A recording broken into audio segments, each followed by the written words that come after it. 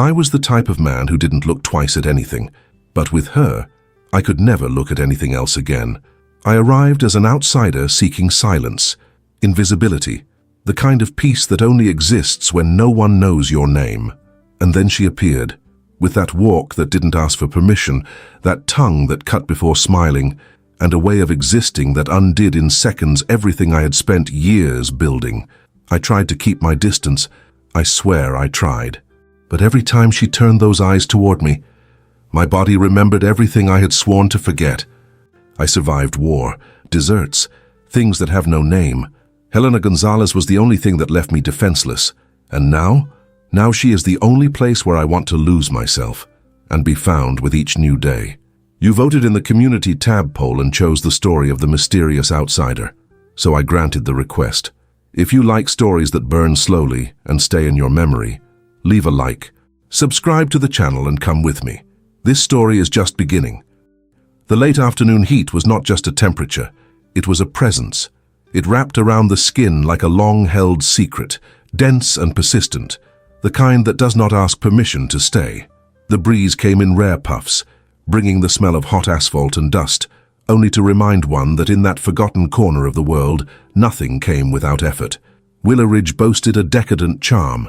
It was the kind of small town that looked like a postcard from afar, but revealed its cracks up close, the slowly peeling facades, the poorly kept stories, the secrets everyone knew and no one said aloud. There, silence was not peace. It was precaution. Ever since Elias Rourke's group had begun dictating the invisible laws of the alleys, even the wind seemed to ask permission to blow. The dogs had learned to walk quietly, the neighbors to look away at the right time. Helena Gonzalez had learned too, but in her own way. She walked with her chin held high and the spine of someone who owed the world no explanations, a posture inherited from her abuela, along with the tan that the Texan sun could never erase, and that tongue that cut before wounding, precise as a scalpel. She had been born on American soil, but her soul carried the warm blood of Latin America without apology, a heritage of spice, rhythm, and an intensity that the small town could rarely contain. She had lost her parents in a road accident while still a teenager, and the world that existed before that night had remained on the other side of a line she had never crossed back over. Her abuela had taken her in with the quiet firmness of one who does not ask if one is ready, one simply acts. Over time, Helena became everything at once: granddaughter, daughter, caregiver, provider. And in this mixture of loss and responsibilities assumed ahead of time, the pain had found an outlet that was not resignation. It had crystallized into something sharper and more useful. Not a weapon, an answer. 6 months ago, she had also lost her cousin. They said he had gotten involved with the wrong people, with the same gang that now circled her name as if it were an inherited debt. Helena knew that danger rarely warned before arriving, and she had learned enough. Basic boxing, some fundamentals of Krav Maga studied in videos during late-night sessions of determination, to keep her posture firm and her chin in the right place. It wasn't invincibility. It was a refusal to look easy. What she wouldn't tell anyone, not Christine, not her abuela, not the mirror, was that some nights the weight of it all arrived before sleep and sat on her chest like a physical presence, that there were moments between one task and another when the armor felt heavy, that carrying everything alone had ceased to be a choice long enough ago for her to forget when it ever had been. But there were things for which no training prepares you. "Bring milk and don't forget the lavender, Helena," her grandmother said from the armchair, her eyes seeming to read omens in the movement of the dust the wind kicked up through the window. The old lady exhaled sage and a calm that was at once a balm and a warning. "Lavender doesn't protect us from what's prowling around out there, abuela," Helena replied, feeling the weight of the keys in the pocket of her light dress. "But it pacifies the spirit, mija. And today, the air is heavy." Helena knew she was right. The air hung heavy like a storm that refused to break. As she crossed the threshold of the small grocery store, the bell above the door rang like a tactical alert. The interior smelled of roasted coffee and old floor wax, a setting of normalcy that contrasted with the tension Helena felt at the base of her neck. That specific tension she had learned not to ignore, because the 2 times she had ignored it had cost her dearly. "You're looking even more radiant today, miss," commented old Ray, the baker, with an invasive glint in his eye. "If I charged for every one of your compliments, Mr. Ray, I'd end up buying the bakery," she retorted, her half-smile functioning as an efficient barrier. The lightness was real, but it wasn't the whole story. It rarely was. Feisty girl. You're single because you want to be. I'm single because a good man is like fresh yeast. Rare. And you have to know how to use him. More laughter. More comments. She moved toward the refrigerated aisle, but suddenly the magnetic field of the place seemed to suffer a distortion. It wasn't a noise that alerted her, but a change in the atmospheric pressure around her, the kind of shift the body registers before the mind finds words for it. Helena turned slowly, senses on high alert, heat at the back of her neck, and the feeling that she was being watched. He was there, leaning against the side of one of the freezers, wrapped in an aura of isolation that seemed to repel the ambient light. Kael Maddox wasn't just a tall man with broad shoulders. He was an anomaly there, in the middle of shelves of household products and the everyday buzz of the grocery store. His dark t-shirt outlined musculature that hadn't been shaped in gyms, but in much more hostile terrain. The kind of body war manufactures when it decides a man is going to survive and collect the price afterward. But it was the eyes. That paralyzed her. Blue, icy, endowed with an analytical precision that didn't just see her but scanned her. Kael had been in town for only a short time, but the mystery surrounding him was already the main topic at Christine's diner. He paid the mechanic in cash, they whispered. He doesn't say much, but he observes everything. Always sitting with his back to the wall, avoiding windows with the naturalness of someone who has done it too long for it to be conscious. Kael carried the silent stigma of one who had seen the worst the world had to offer, and decided that isolation was the only trench that still made sense. What Willowridge didn't know, what he himself rarely allowed to surface, was the name that woke up with him in the few hours of fragmented sleep he managed, Torres, the name of the man who had gone ahead in an operation Kael had planned on a moonless night in the desert and who had not returned. The weight of that was not abstract, it was physical. Pressure on his sternum that reappeared without warning, in the middle of banal tasks, transforming the act of tightening a screw or choosing an item on a shelf into a silent battle against a memory that didn't ask permission to arrive. He had learned to keep moving. It was the only antidote he knew. At that moment, the blue eyes studied Helena with the attention of someone mapping terrain or trying to understand an enigma that appeared where it wasn't expected. Helena, feeling the trail of heat that look left on her skin, decided she wouldn't be the first to look away. "If you're going to keep studying me like that, mysterious stranger, you should at least offer to help with the bags," she snapped, her voice firm, hiding the shiver running up her arms. His silence was the only response, an absolute void that echoed between the shelves with a quality Helena hadn't expected. Kael didn't offer a laugh, nor a word. He was an ice statue under the merciless Texas sun, and that lack of reaction hit Helena like a silent challenge, irritating and instigating her in dangerously equal proportions.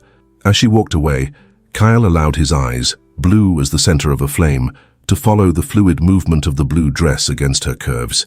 He noted the rhythmic cadence of her hips, a dance of unshakable confidence that his trained instincts identified, with the uncomfortable precision of one who had read people in extreme situations as being partly a masterful bluff.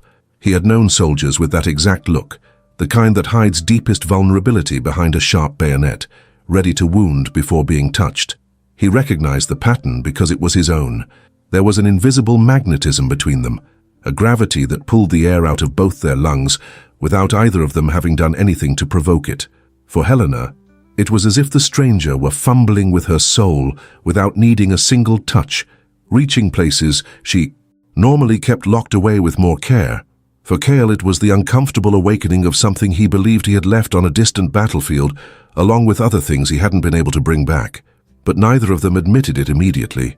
The air between them vibrated, charged with an electricity that promised this small town was about to become a different place for both of them. Helena walked under a sky turning a deep violet, stained with orange streaks. The weight of the bags on her fingers was a physical reminder of her reality, but her mind was still trapped in the static image of the stranger between the freezers. There was something in those blue eyes that seemed to have come closer than any threat from Rourke, the notorious gang leader who controlled the town, ever had. Not by causing fear, but by the opposite of it, by causing something she didn't exactly know how to name, and which, for that reason, was harder to manage. She spent the next hour in the kitchen, baking the cake and preparing the wrapping that now rested on the table. The aroma of orange and cloves lingered in the air, a sweet contrast to the heavy atmosphere she had brought from the street without realizing it. It was Christine's favorite cake, and her best friend had had a difficult week. There was something comforting in having her hands occupied with a task that had a clear result, a defined beginning and end, unlike everything else her life presented. Lately, "Give Christine a kiss for me, but don't be late, mijija," warned the abuela from her chair, without looking up from her sewing. "The shadows are stretching longer than usual today." "It's just the sun setting, Grandma. I'll be back before the moon rises," Helena replied, trying to convince herself that the restlessness in her chest was just a reflection of the heat. She knew it wasn't. Her abuela knew too. Neither said it out loud. She decided to take a shortcut. The route through the main avenue was watched by the curious eyes of gossiping neighbors, and all she wanted was to avoid questions about why she seemed so distracted. However, choosing the shortcut behind the auto parts store was her first tactical error of the night. The small town, which under the light of day seemed merely tired, transformed into something predatory at nightfall. The sound of her own footsteps on the gravel began to echo irregularly, as if there were a second pair of feet. Trying to find her rhythm, the smell of engine oil and oxidized metal reached her through the air before she saw anything. It was when the amber light of twilight was swallowed by the darkness of the alley that danger decided to collect its price. Two figures stood out against the peeling wall, Curtis and Malcolm. They weren't there by chance, they were waiting. Curtis, the taller one, sported a smile that didn't reach his eyes, while Malcolm toyed with a pocket knife, the metallic snap of the blade cutting the silence like a whip. Well, and if it isn't our favorite girl," Curtis hissed, blocking the exit with calculated slowness. He exhaled the sour smell of cheap beer and bad intentions. "That orange scent is working up my appetite, Helena." Helena squeezed the cake bundle against her chest, her knuckles turning white. She felt the coldness in her spine, the same coldness as always, which she had learned to use as fuel instead of letting it paralyze her. Her voice did not falter. "What I have here isn't for the likes of you, Curtis. Get out of the way before I lose my patience." "Oh, she's feisty today," Malcolm laughed, approaching from behind, surrounding her. "But you're forgetting about the favor you still owe the group. Your cousin's deadline expired, but the family debt, that we're willing to take in other installments." Helena tried to move past them, but without success. Curtis took a step forward, invading her personal space, with the confidence typical of cowards in a pack. "Hey, sweetie, you're not forgetting the favor you still owe me, are you?" he said, reaching out to touch her face with an audacity that made Helena's blood boil with hatred and fear in equal proportions. She was alone, or at least that's what everyone there believed. In the denser shadows of the adjacent workshop, two surgical blue eyes had already mapped the entire situation. Kael Maddox was not a man of warnings, he was a man of results. And there was something in that alley, in that woman with a brown paper bundle clutched to her chest and a chin that refused to drop, that had activated an instinct in him he didn't fully recognize, but that his body had already decided to follow. "I don't owe you anything, you basement rat," Helena shot back, her tone dry as gunpowder. "Ah, but your grandmother really needed that expensive medicine, remember? You could be nicer to us." Helena felt her stomach churn, but pride kept her from backing down. Curtis grabbed her arm, and it was in that millisecond that the shadow materialized. Kael Maddox simply occupied the space, emerging from the darkness with the disturbing naturalness of one who belongs to the shadows.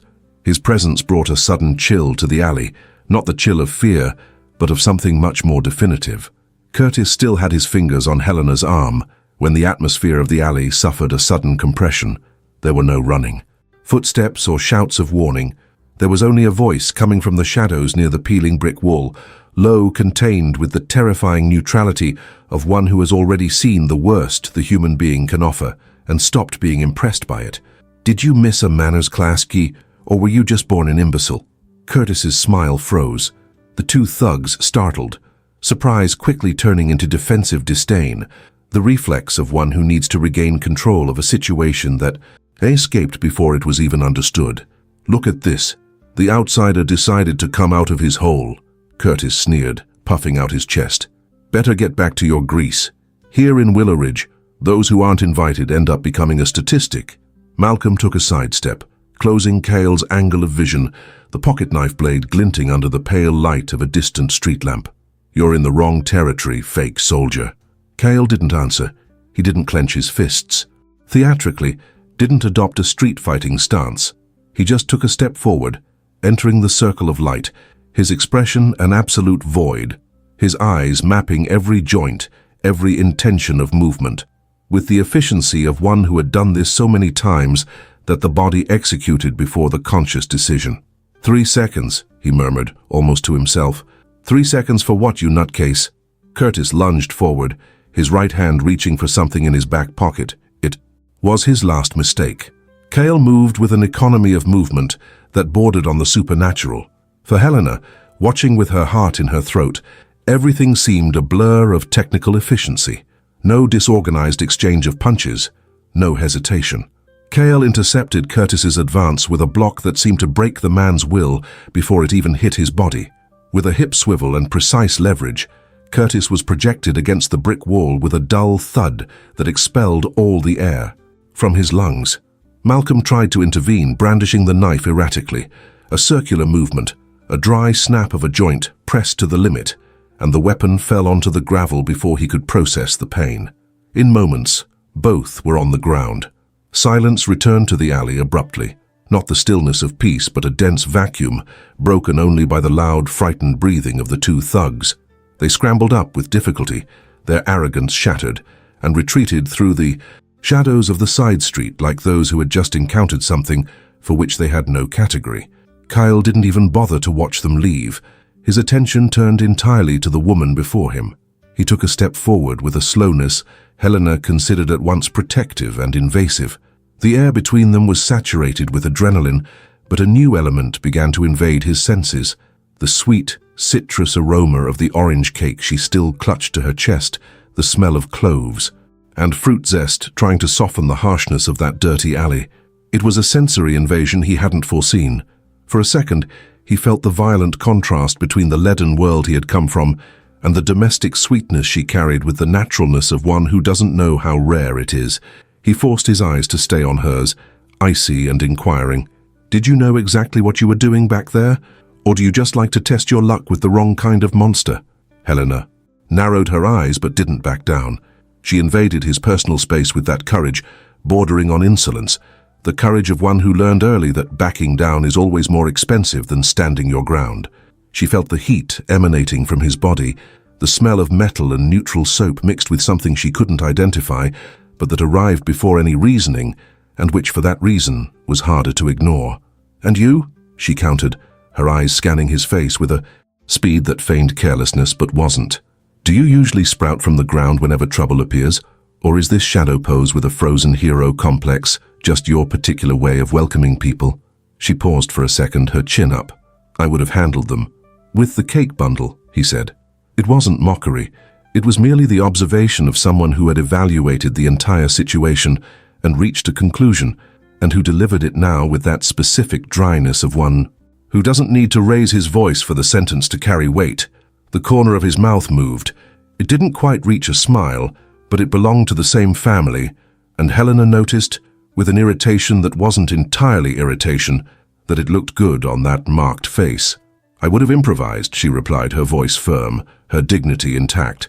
"I'm sure you would have," he said, and there was something in his tone she hadn't expected. Not mockery, but a quiet conviction, as if he actually believed it, and as if that didn't make what he had done any less necessary. The statement landed in a way different from anything she had prepared to shoot back. Helena released a breath she didn't even know she was holding, the air escaping in something she tried to camouflage with a clear of her throat.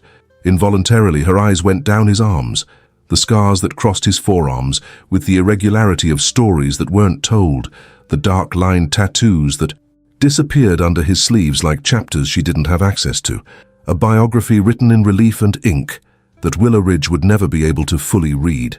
She wanted to read it. The thought arrived before she could stop it, and she filed it away with the speed of one practiced in not giving space to what is inconvenient. "Real-world heroes don't usually take down two men with that lethal precision," she said, her voice softening despite the effort to keep her guard up. "Oh, good Samaritan, stranger. You're a soldier who forgot to come back from the war." Kael held her gaze a second longer than necessary. Stranger, was that what she called him then? Interesting. This woman's perceptiveness reached places he had tried to seal off with the care of one who knows the cost of letting someone in, and it reached them with an ease that bothered him in a specific way, not because it was invasive, but because it wasn't. It was just precise, and precision was harder to defend against than any frontal attack. He took a step back to offer her the oxygen that the proximity of both had begun to consume.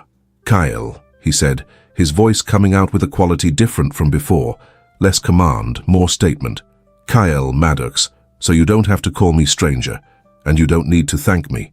She raised her eyebrows, studying the blue eyes. "I am Helena Gonzalez," she replied, and there was a soft defiance in the cadence of her own name, as if the introduction were also a warning. "I know who I am, and don't ask me to be any less than that." "I know," he retorted. The tone was lazy, almost disinterested, but he didn't look away. He stood completely still, focused on her with that attention that hadn't been planned, and that he no longer quite knew how to undo, and which Helena, who had spent her whole life learning to read what people hide behind what they show, felt landing upon her with a weight that was different from any weight she had felt before. She adjusted the bundle in her hands. She took a small step to the side, announcing her intention to go before actually going, the kind of movement of someone still deciding. "Now, if you'll excuse me, I need to find my friend." She hesitated. Pride fought the usual battle with justice, and justice won by a slim margin. And thank you for what you did. His name had been easy to say. The thanks had cost more. He saw both, and chose to comment on neither. He moved only a few inches to make space, a gesture that was courtesy, and was also in some way that neither would name that night, the first time the space between them had been calculated with that specific consciousness. Her lavender perfume reached him then, definitive, sweeping away the smell of fear and gravel that still hung in the alley, and Kael stood still as she passed, with that immobility of someone paying attention to something they hadn't planned on paying attention to. Helena walked without looking back, but there was something different in her step, not retreat, not flight, the departure of someone who is keeping something with them. Kael stayed in the alley until the sound of her footsteps disappeared into the street. Then he stayed a moment longer in the silence she had left, which smelled of lavender and had the specific quality of things that begin before one knows they have begun. He merged back into the darkness from which he had emerged.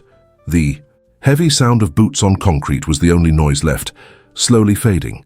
Two survivors who had identified in the other, without words and without intent, the same capacity to resist, and, if circumstances demanded, to set everything on fire.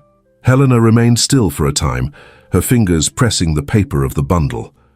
Before we move into the next chapter, allow me to extend an invitation. Throughout this journey, you've trusted me with stories of unforgettable love, passionate, intense, and deeply felt. And because of that, I've created something just for us. A private lounge, an intimate library, a space where romance is allowed to breathe, where our greatest successes return in extended versions, where additional chapters deepen the emotions, and where new stories that will never be told on YouTube, come to life. All crafted with the same passion, care, and intensity that brought us here together. There are 2 ways to enter. You may choose how far you'd like to step inside. And if your heart is longing for more, your invitation is waiting in the pinned comment. My Passion Diaries on Patreon, an intimate space where love is told the way it was meant to be. The morning was born under the sign of a false normalcy. Helena woke to the rhythmic sound of the kitchen shutter battered by the warm wind, a noise that in other times would be the prelude to an ordinary day. The aroma of freshly brewed coffee, interlaced with the floral touch of the lavender that her abuela scattered through the house, floated like a sweet promise. But, upon closing her eyes, the memory of the previous night triggered like an electric current under her skin. She could still feel the roughness of the alley wall against her back and Curtis's sour breath. And then, the image of him, Kael, an absolute contrast of precision and ice amidst the chaos. He had occupied the space without asking permission, resolving with surgical movements what no one else would dare face. only to disappear into the shadows afterward, as if the violence were merely a bureaucratic detail of his routine. What was that? Helena murmured to her own reflection in the hallway mirror. She adjusted the strap of her light dress, feeling a residual chill. The stranger was not just a man. He was an interruption in the town's logic. After a quick kiss on her grandmother's cheek, Helena left. The sun was already punishing the asphalt, but she needed the diner belonging to Beau, Christine's father, her safe harbor. She entered the establishment with the confidence of someone who knows every floorboard, but stopped suddenly. There he was. Kael Maddox occupied the most isolated table, in a corner where the gloom seemed to condense around him. He sat with his back to the wall, eyes fixed on the door, scanning every entry with a vigilance bordering on paranoia. The dark t-shirt, tight across his broad shoulders, drew severe angles on his torso. He wasn't drinking. He was merely observing the movement, motionless as a predator at rest. "Well, if it isn't the owner of the sharpest tongue in the county," Beau's raspy voice cut through Helena's trance. The old tavern keeper was cleaning the counter with the same eternal dishcloth. "Did you come to break my glasses or my customers' hearts?" "Both, Beau. If the day is productive," Helena shot back playfully, but her voice came out a tone lower than usual. She felt the weight of Kael's gaze locked onto her. It was an icy, deep observation that seemed to pierce through the fabric of her dress and read the erratic beating of her heart. Helena crossed the room toward the kitchen to find Christine, conscious that her every step was being processed by the human radar sitting in the shadows. Kael, for his part, had perceived her even before the door chime rang. To him, Helena was not just a woman. She was a vibrant frequency that altered the environment's magnetic field. He noted the way she tried to disguise her restlessness with an erect posture, her Latin, pride serving as a shield. He recognized that armor because he wore one himself, forged in battlefields that Willowridge couldn't even imagine. He had slept poorly, as always. 3 hours of light sleep, interrupted by the sound of imaginary rotors and the snapping of dry branches. His scars, both the visible ones and those inhabiting beneath his skin, pulsed with the change in weather. He had come to this small town to be a ghost, but Helena was the kind of light that made remaining invisible impossible. "Rourke's dogs are losing their lead," Beau commented in a low voice, approaching Kael with a glass of water. "Yesterday they tried to stand up to the deputy. They think they own the sidewalk." Kael didn't move a muscle in his face, maintaining the mask of indifference he had trained for years in the army. "And the girl?" Kael asked, his voice coming out as a harsh murmur, trying to maintain a neutrality he definitely did not feel. Beau arched an eyebrow, a shrewd smile appearing among his wrinkles. "Helena, her family came from Mexico decades ago, lives with her grandmother. She's pure fire soldier. She walks with gunpowder in her gaze. And you," Beau leaned over the counter, "you look like the man who is about to strike the match." "Just tactical curiosity," Kael lied, rotating the glass on the worn wood. While Kael remained submerged in his strategic silence in the dining room, the diner's kitchen exhaled a completely opposite atmosphere. The sound of steam from the coffee machine and the clinking of dishes were the backdrop for the complicity between Helena and Christine. Christine finished licking her fingers, closing her eyes in theatrical delight after another slice of the cake brought by her friend the night before. "By the gods, Lena, you have the hands of a fairy and the touch of a witch," Christine exclaimed, cutting another piece. "This orange cake is a sin. If you open that cafe you're planning, we're going to lose half our clientele to your sweets.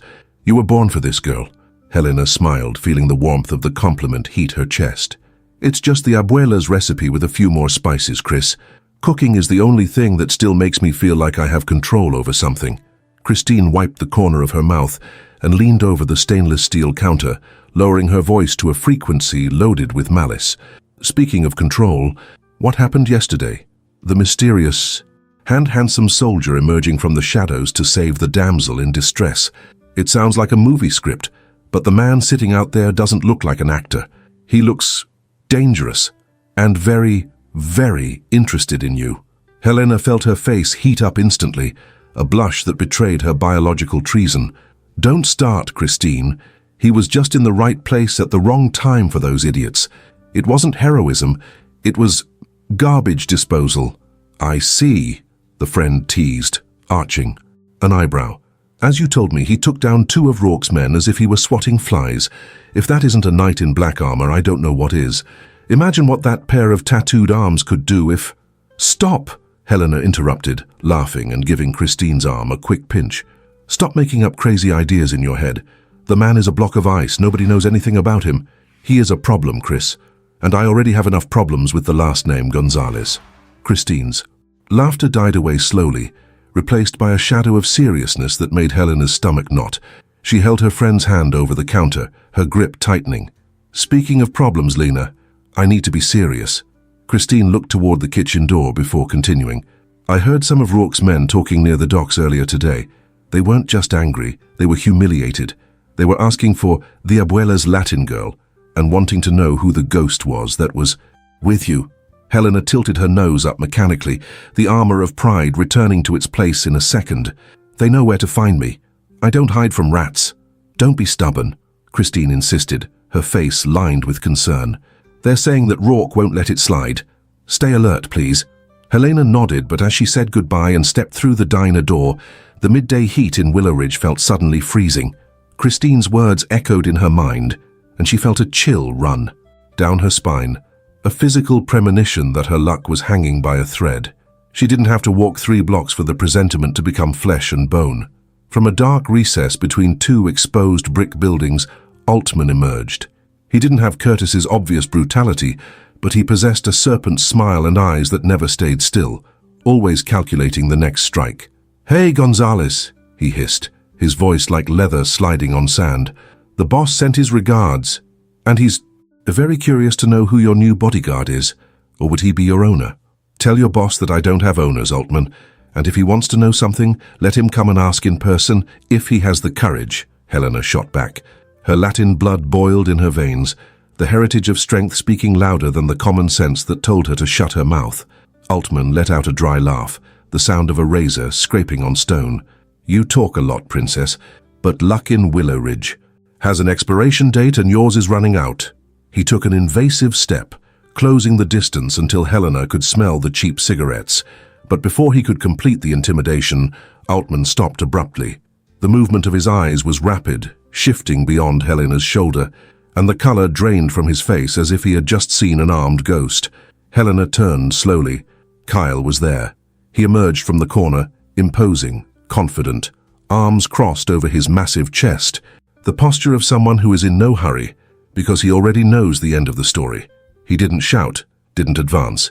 He merely kept his gaze locked on Altman with a predatory intensity that seemed to suck the oxygen out of the street. Altman swallowed hard, the hand that was previously gesturing now trembling slightly. "The warning has been given, Gonzalez," he grumbled, trying to recover a shred of dignity while retreating.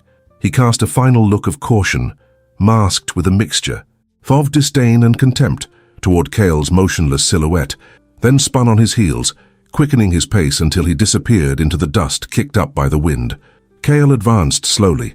His steps were silent and precise, an approach that betrayed decades of training in terrains where any noise meant death. He stopped a few inches from her, a presence so vast it seemed to protect Helena from the rest of the world, while simultaneously challenging her. "Are you following me, soldier?" Helena fired off, crossing her arms and trying to ignore the way his heat was beginning to envelop her skin. "Or did you become my official guardian angel and forget to send me the contract?" Kael tilted his head, a slow movement that made the sunlight highlight the small scar at the corner of his jaw. "You have a rare talent for attracting the kind of attention that opens graves, Helena," he replied. The voice was deep, vibrating in her chest like an idling engine. "I was just ensuring you had more days under the sunlight." He took another step, forcing Helena to tilt her neck to maintain eye contact. The smell of neutral soap and oxidized metal from him was now a dangerously familiar fragrance, clouding her lavender scent. "And you look like someone who resolves everything with brute force," she countered, her voice dropping to a whisper that was half challenge, half curiosity. "Is it always like this? An icy look, and the problem goes away? If I decide to resolve it with words, I guarantee the impact will be much greater." Kael brought his face closer, his warm breath brushing her temple. "Words leave marks that time does not heal." The tension between them was a wire stretched to the breaking point. Helena took a deep breath, feeling the static electricity between their bodies. "What do you want, Kael?" she asked, using his name as if it were a caress and simultaneously a boundary. "I want to understand why you insist on dancing, so close to the edge of the abyss." Helena allowed an insolent smile to curve her lips, her brown eyes shining with a flame he couldn't extinguish. "Maybe I like the view from up here." Kael's eyes flashed at the daring stance. "Or maybe you still don't know what happens when the abyss decides to look back at you," he retorted, his tone heavy with a grim warning that smelled of first-hand experience. Helena slid her hand through her long, wavy hair in a distracted gesture, a natural sensuality that made Kael's self-control falter for a millisecond. She stared at him, recognizing they're not just the cold ex-military man, but the broken man who used tactics as a shield for his heart. "Thanks for the advice, soldier, but I've always known how to walk the line, and as you can see, I haven't fallen yet." She turned, resuming her path with a rhythmic walk that was a silent sentence. Kael stood still in the dust, feeling his blood run hot. He knew that the game Rourke and his gang were playing was dangerous, and that Helena constantly being threatened was evidence that something serious could be lurking. He wondered what kind of trouble she was in.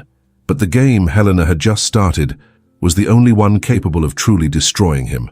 He began to realize slowly that he didn't want to escape the impact. The day in Willowridge was born with a vibrant promise that the usual sweltering heat could not stifle. It was the feast of the patron saint, the traditional celebration that managed for a few hours to stitch the small town's open wounds with colored ribbons and the sound of violins and accordions, the kind of collective joy that exists precisely because people need it, not because they deserve it. At the Gonzalez house, the afternoon was a succession of laughter and preparations. Christine had invaded Helena's room with infectious energy, spreading dresses and makeup over the patchwork quilt.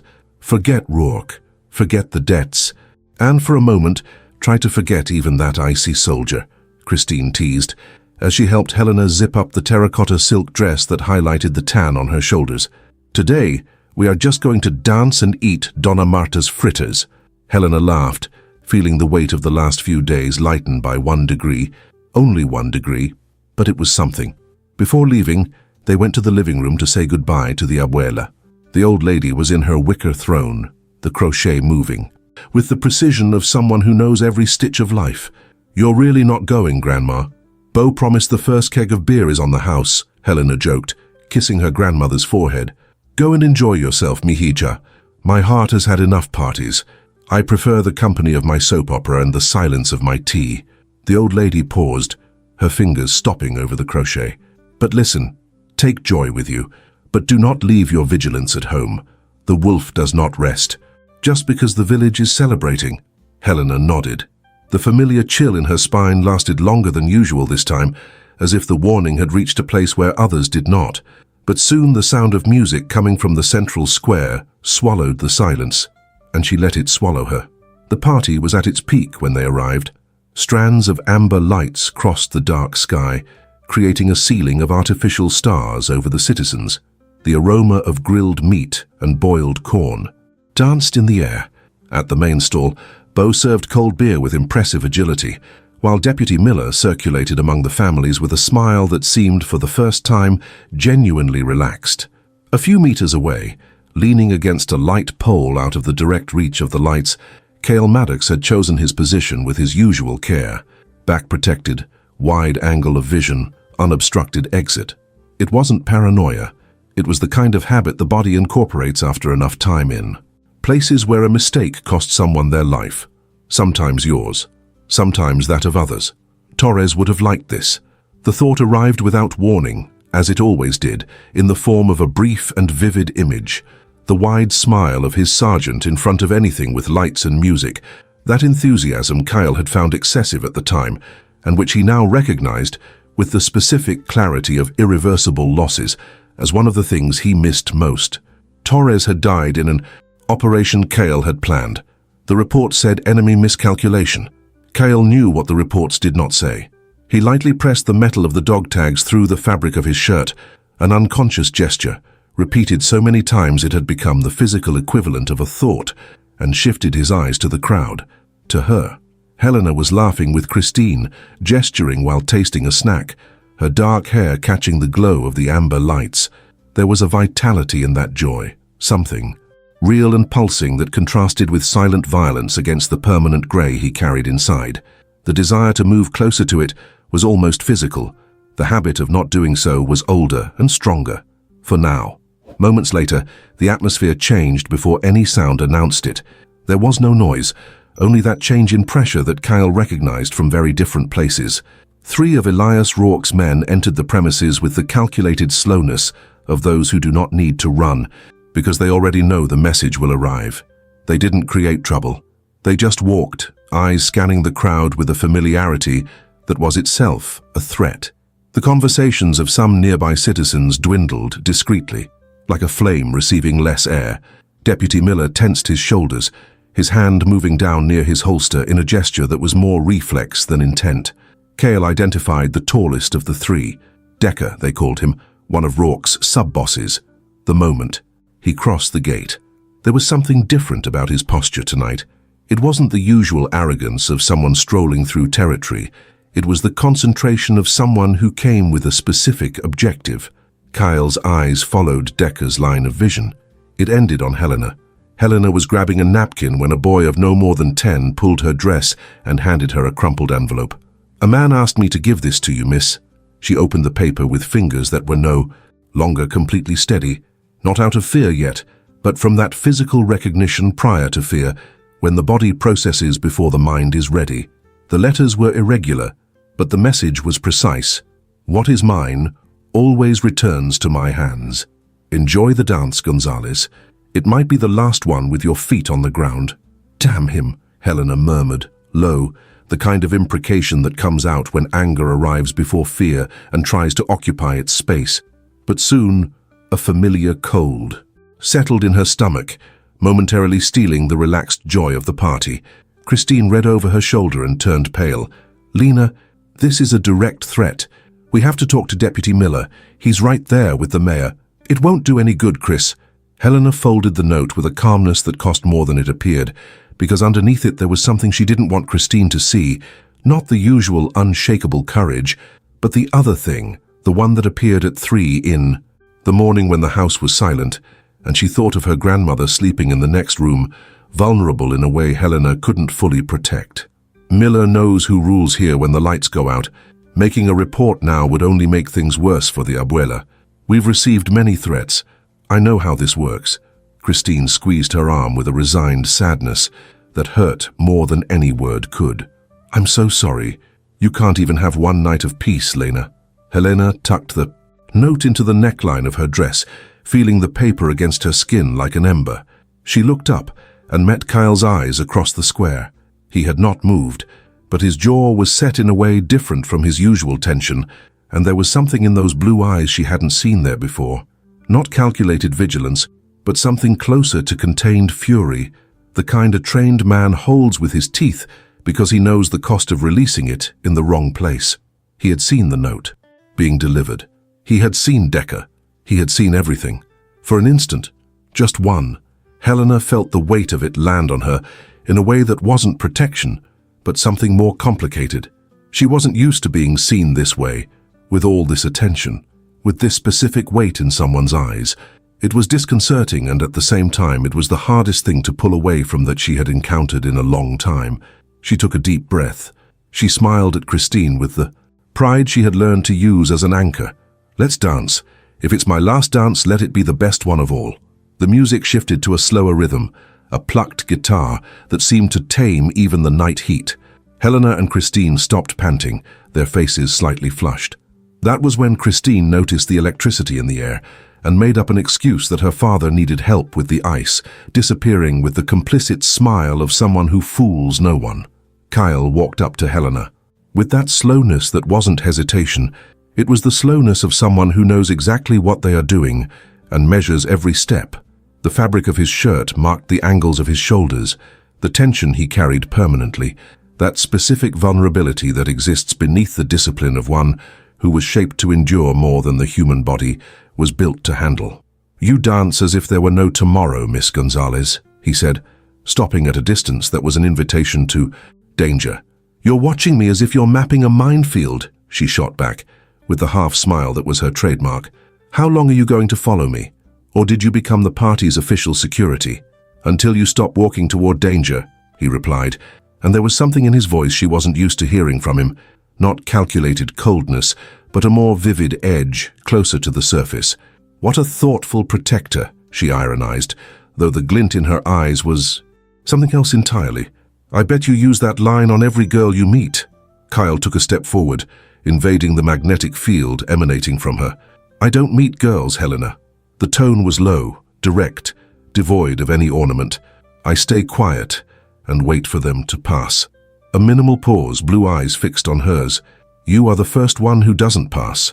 The sentence reached her in a way different from anything he had said before, without the armor of sarcasm, without the protection of irony.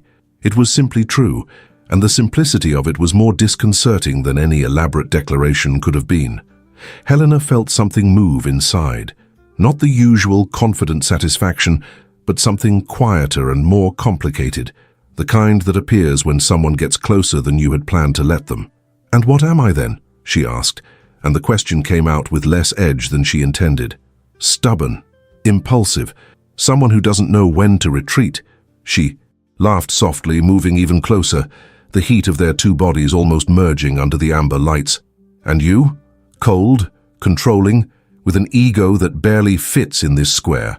"My ego is what ensures men like Rourke keep their distance from those I decide to protect," he said, his eyes dropping for a second to the neckline of her dress where the note was hidden. "Who gave you the paper, Helena?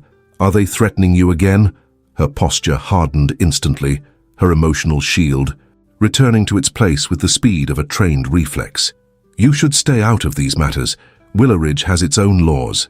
"I know very well how to choose the fights I get into," he retorted, his voice dropping to a whisper. "And I chose this one." The silence that followed had texture. Helena looked at him, at the marked face, the serious line of his mouth, at the dog tags she had noticed glinting slightly under the open collar of his shirt. 2 plates, and beside them, a steel ring she hadn't seen before. The set had the quality of objects that carry more than physical weight, the quality of things someone decides to keep close because the alternative is unbearable. She felt an urge to touch the metal, to ask what was engraved there, whose name he carried alongside his own, what that ring had been before becoming part of that chain. She suppressed the impulse, but the urge remained, settled at the edge of her thought. "Accept?" He offered a bottle of cold lemonade with sprigs of mint floating inside. "Bo said it's your favorite." "Thank you." She accepted, the cold of the bottle contrasting with the heat of her skin. "But don't get used to it. I am no one's property. Not Rourke's, not yours." "I know," he murmured, and his gaze softened in a way that seemed involuntary, as if his control had yielded a millimeter without asking for permission. "But that doesn't mean I'm going to let them touch you." Helena moistened her lips, her breath slightly shorter than it should be. "And if I want someone to get close, then let it be someone who understands the value of that," he replied. But there was a minimal crack in his usual absolute control, a second where his eyes dropped to her mouth before returning, with visible effort to her eyes. A second in which Kael Maddox, the man who had learned not to want anything that could be taken away, looked exactly like what he was. Someone fighting against something he had begun to lose before he realized he was fighting. Helena saw it. She kept it. She moved away with calculated slowness, leaving behind a vacuum that neither of them pretended not to feel. Kael stayed where he was, watching her disappear into the crowd, with the bottle of water forgotten in his hand and the weight of the dog tags against his chest. Torres and all that Torres represented, and now this woman who had arrived without warning and who had installed in the place of the grey something he didn't quite know how to name, but which burned in a way completely different from everything he had carried before.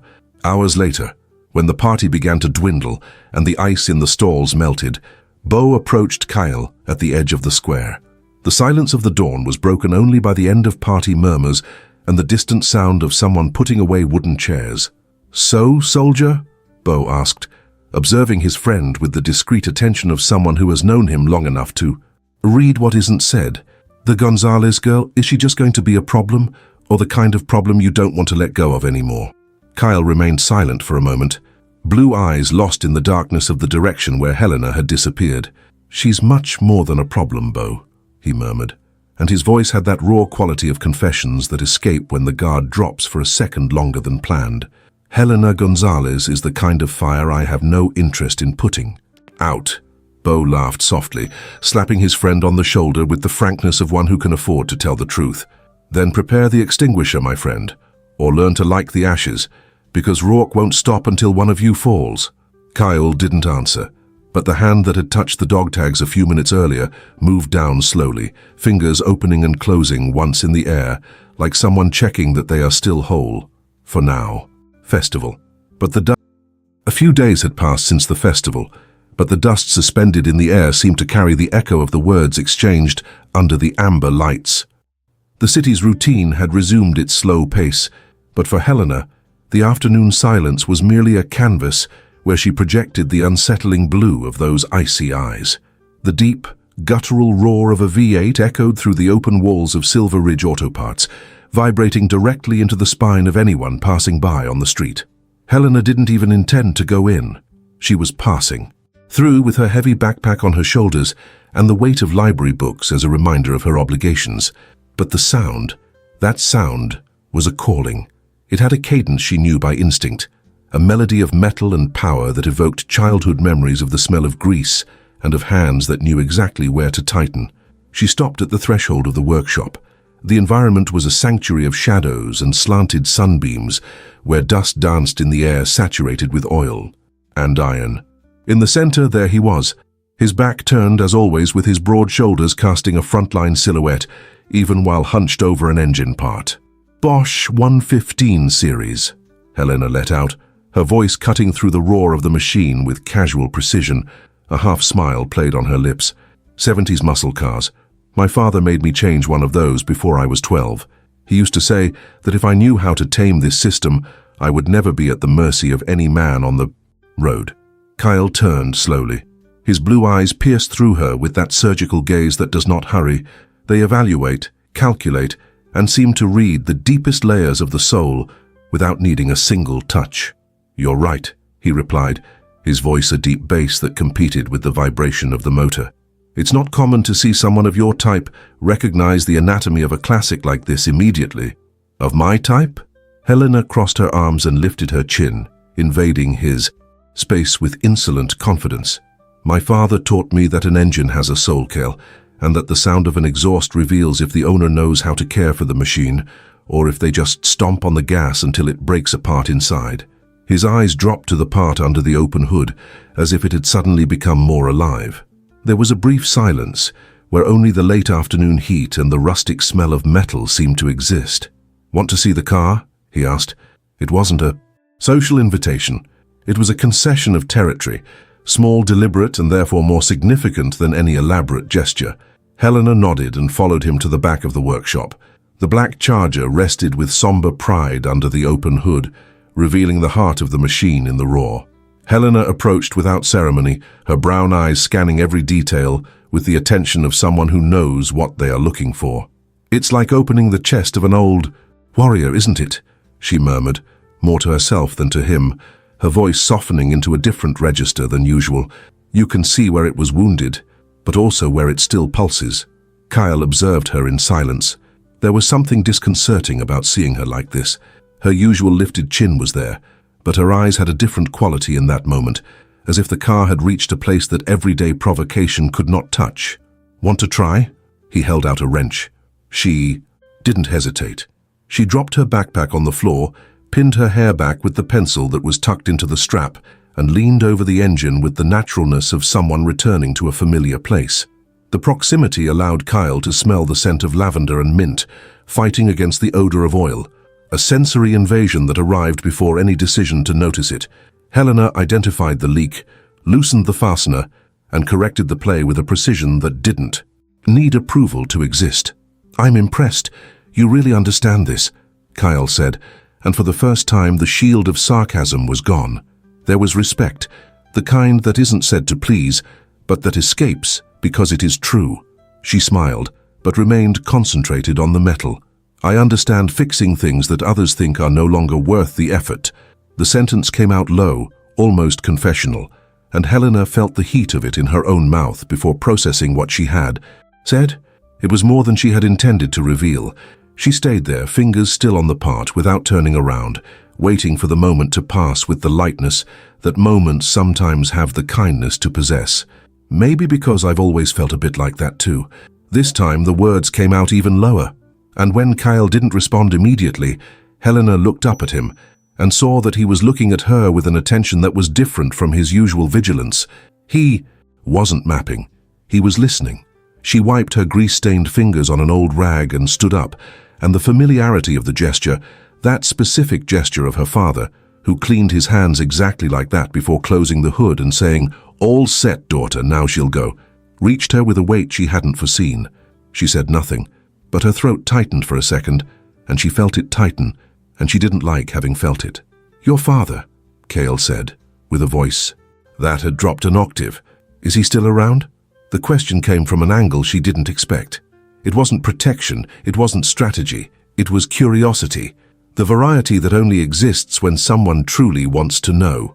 Helena blinked. "No. My parents died in a car accident. I was 15. The silence that followed was not the silence of discomfort. It was the silence of two adults who know that some things don't need an answer, that the answer is already in the tone with which the question was asked. "I'm sorry," he said, and it was simple and direct and completely sincere, without the theatrical weight of condolences that try to do more than they can. "I'm sorry for your loss." Helena nodded, a brief gesture that wasn't coldness. It was the movement of someone receiving something real and not knowing exactly how to hold it. She shifted her eyes to the engine for a moment, letting the familiarity of the metal anchor her. A few minutes passed while she watched Kael work silently, exchanging fleeting glances every now and then. Then she could no longer contain her thoughts about that mysterious man recently arrived in town, always appearing to save the day, and she fired. "You seem to carry an internal sentry that never receives orders to rest," she said, her voice softer than she intended, but without the pointed precision of other times, more of a probe than an assertion, as if she were thinking out loud. "You watch this town. You appear when there is danger, without anyone asking, as if you were trying to settle an account that doesn't balance."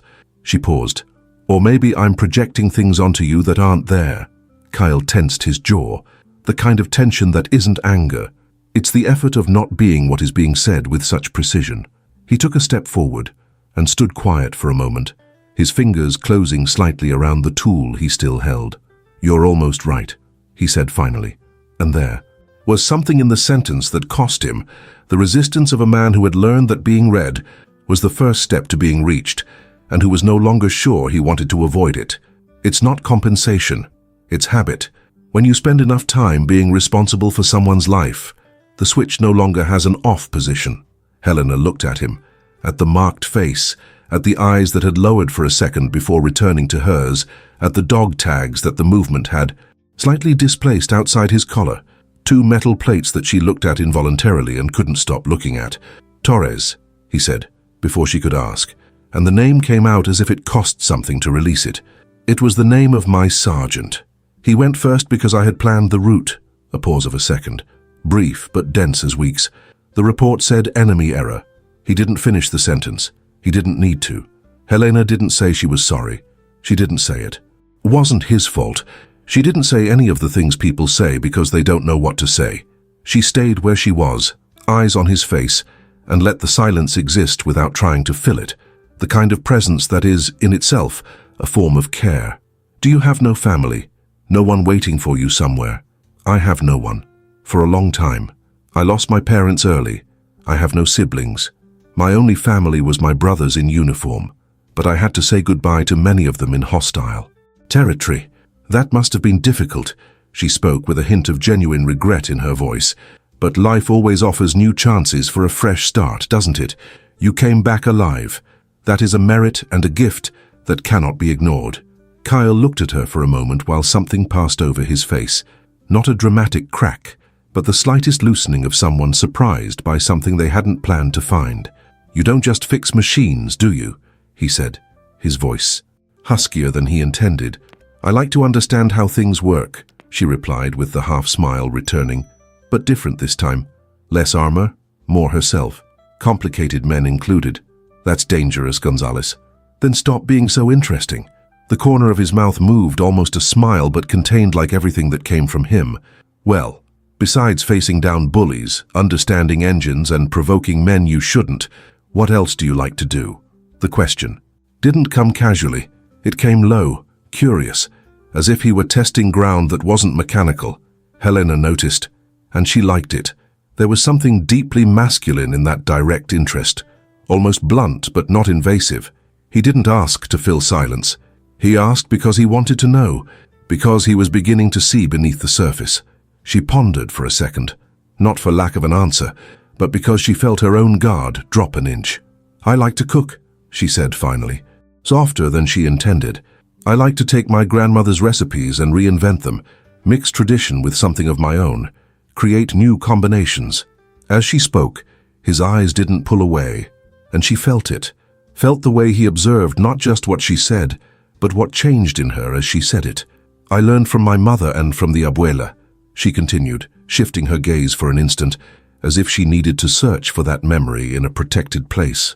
"They used to let me mess with the pots when I was little.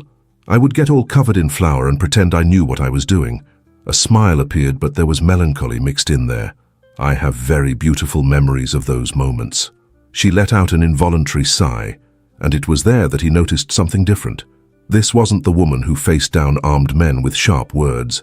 It was someone who kept a home inside her chest. "My friend thinks I should explore that more," she added, turning, her eyes back to him. "But I don't think the timing is optimal, at least not now. Who knows, one day in a future where..."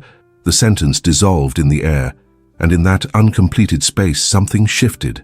Kael didn't speak, but his gaze darkened a shade. There was no hurry. There was no joke. There was recognition. He was seeing what almost no one saw.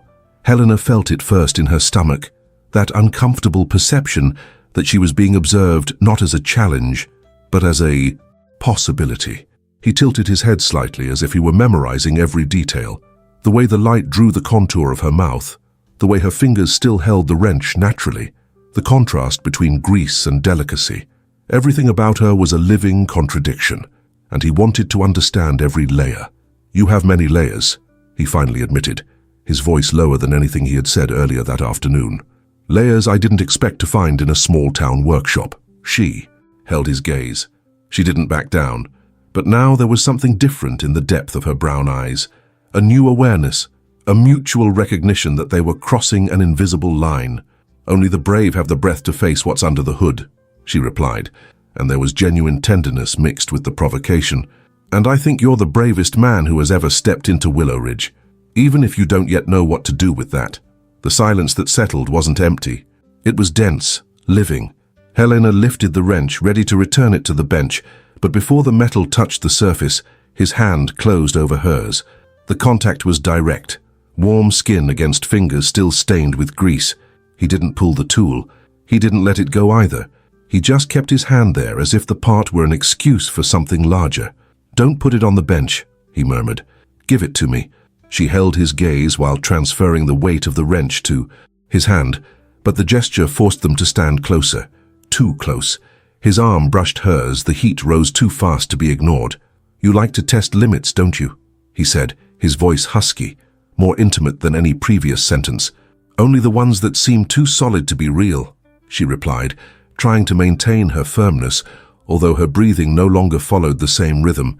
He took a step, just one, enough for her body to feel his presence even before the touch, enough for the perfume of lavender and mint to be replaced by masculine heat mixed with the smell of metal.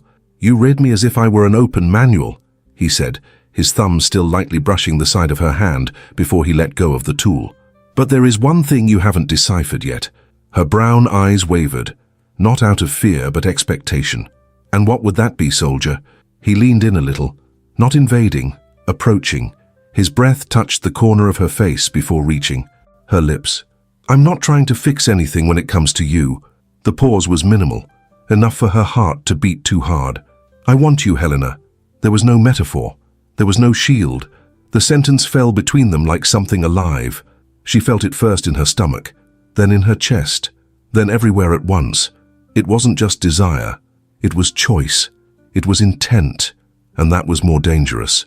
His lips were inches from hers now. The world seemed to have shrunk to that microscopic space where two breaths mingled.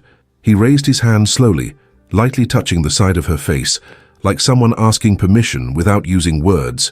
She didn't back down, but she didn't advance either. His thumb traced the contour of her jaw, moved down to almost touch the corner of her mouth. The blue gaze abandoned strategic control for the first time since she had known him. There was hunger there, and something more vulnerable than he would like to admit. His lips brushed hers, not a kiss but the exact promise of one, a minimal, warm touch that made her breath hitch. That was where the fear entered, not of him, but of the intensity. Helena closed her eyes for a second, and in that second, she saw the unmapped territory he had mentioned without words. She saw her own desire to stay. She saw the risk of not leaving. She took a step back, not abrupt, but firm. "Careful, Kael," she murmured, her voice lower now, different from anything she had ever used with him. "You don't want to start something you might not be able to control." But her eyes betrayed the warning. There was heat. There was invitation. There was conflict. He didn't hold her back. He simply replied, almost in a whisper, "I don't want to control it." That sentence hit her deeper than the touch. Helena grabbed her backpack with hands that were no longer as steady as before. She held his gaze for one more second, time enough to make it clear she wasn't fleeing out of lack of interest. She was fleeing because she wanted it too much. Then she turned and crossed the workshop toward the late afternoon light. Kael remained where he was, fingers still remembering the curve of her face, lips still feeling the almost. The silence returned, but now there was something burning under it. The dog tags grew warm against his chest, and for the first time since he had returned from the war, the heat didn't come only from the past. It came from choice, and he knew that the next time she crossed that threshold, there would be no bench, tool, or metaphor that would stop him from finishing what he had almost begun. Late afternoon in the Gonzalez kitchen carried the gentle rhythm of things that need no justification. The clay pot bubbled on low heat, with a consistency Helena knew by heart. The pumpkin jam with cloves that her abuela requested every time the weather turned, when bones began to speak before the sky did. She stirred. The wooden spoon in the right direction added a pinch of cinnamon that wasn't in the recipe, but had become a tradition between the two of them, and let the aroma take over the room as it always did, slowly, inevitably, like an embrace that asks no permission. "It's at the right point, mihija," the grandmother said from the living room, without needing to look. Decades of cooking had given the old lady a sixth sense for the exact moment the jam found itself. Helena covered the pot, washed her hands, and stood still for a moment before the kitchen window. The sky outside had begun to change shade, that deep orange that Willowridge acquired when the sun began its final descent, tinting the tiles and the asphalt with a light that made everything slightly ethereal, as if the entire town were an old photograph revealing its truest colors. It was then that he came to mind, as he always did lately, without warning and without excuse. It wasn't an ordered memory. It was a succession of details that her brain had archived without her authorization. The way his shoulders curved over the engine with an attention that seemed almost reverent, as if that piece of iron had something to say and he knew how to listen. The line of his jaw, the scars on his forearms that told stories his mouth never would. The way he had paused when she said engines had souls, not with mockery, not with indifference, but with that specific silence of one who has been reached by a truth they didn't expect to find in that place. Helena shifted her eyes from the window and looked at her own hands, hands that knew how to make pumpkin jam and fix engine gaskets and defend what was hers. Hands that in recent days she had caught wondering what it would be like to touch those scars. "Ridiculous," she murmured to herself, with a conviction that wasn't very convincing. But she took off her apron, told her abuela she would be back later, and walked out the door, before the sensible part of her could argue. She didn't go directly. She took an unnecessary turn around the square, bought a lemonade that she drank slowly on the way, and let the warm evening air dry the slight freshness of the kitchen she still carried on her skin. She tried to convince herself she was just going for a stroll, that the direction her feet were taking was a coincidence. The sun was at the most beautiful and treacherous point of the day, that slanted evening amber that made Willowridge almost unrecognizably beautiful, softening the cracks in the facades and tinting the worn asphalt in copper.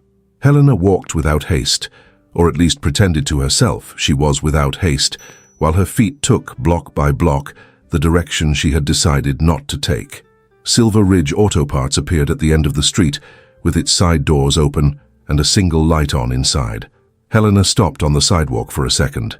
There was music coming from within, low, distant, a slow jazz with brass that seemed to have been composed specifically for that time of day, that specific quality of light, that specific state of indecision. She entered. The space was almost dark at the edges, illuminated only by that yellowish lamp over the central workbench where he worked. Kael had his back turned, his dark shirt with sleeves rolled up to the elbows, leaning over a part with that total concentration she had learned to recognize. The whole world could be collapsing outside, and he would finish what he was doing before raising his eyes. She stood still in the center of the workshop, observing. There was something different about seeing him like this, without him knowing, shoulders less tense, his bearing slightly less like a fortress. It was the Kael from inside, the one who existed before setting the guard. Stayed behind to finish some work, she said, and her voice came out with a half-smile she hadn't planned, but didn't try to hide. Either. Kael turned slowly. His blue eyes found her with that disconcerting sharpness of one who never looks by accident, and for a very brief instant, so brief she almost doubted it, something passed across that face before control returned. It wasn't surprise, it was something else. It was the kind of expression men have when something they hoped for without admitting it finally happens. He wiped his hands on the dark cloth and said, with a low gravity that had a hidden warmth inside, "Perhaps to start another." The silence that followed had texture. Helena felt the heat rise up the back of her neck before spreading, and she hated for a second the ease with which he did that, without altering his tone, without changing his expression, without any apparent effort, just setting her spine on fire with that voice that seemed to come from a place deeper than any ordinary conversation. She walked slowly through the aisle between the workbenches, running her fingers along the edge of a shelf in no hurry at all. "Is the radio yours?" she asked, tilting her head toward the old box from which the jazz played. It belonged to the previous owner. "And you kept it?" "I keep what works for me." Helena stopped before the side workbench, turned to him and crossed her arms with that lightness that was, in practice, the opposite of lightness. "So tell me something, soldier." Her voice dropped a degree, not for calculated seduction, but for something more, honest than that, for the real question, the one that had formed over the last few days while she stirred pumpkin jam and pretended she wasn't thinking about him. "Do you truly want me, or do you just want to protect me?" Kael's silence this time was not the silence of one who evades. It was that of one who measures. She could see him do it. The small pause, the eyes that searched her with an attention that was not calculating but completely honest, as if he were verifying his own. Answer before delivering it. He took a step forward, only one, but the space between them changed nature completely. "I want everything in you," he said, and his voice came out with that raw, unadorned quality that was more devastating than any constructed declaration.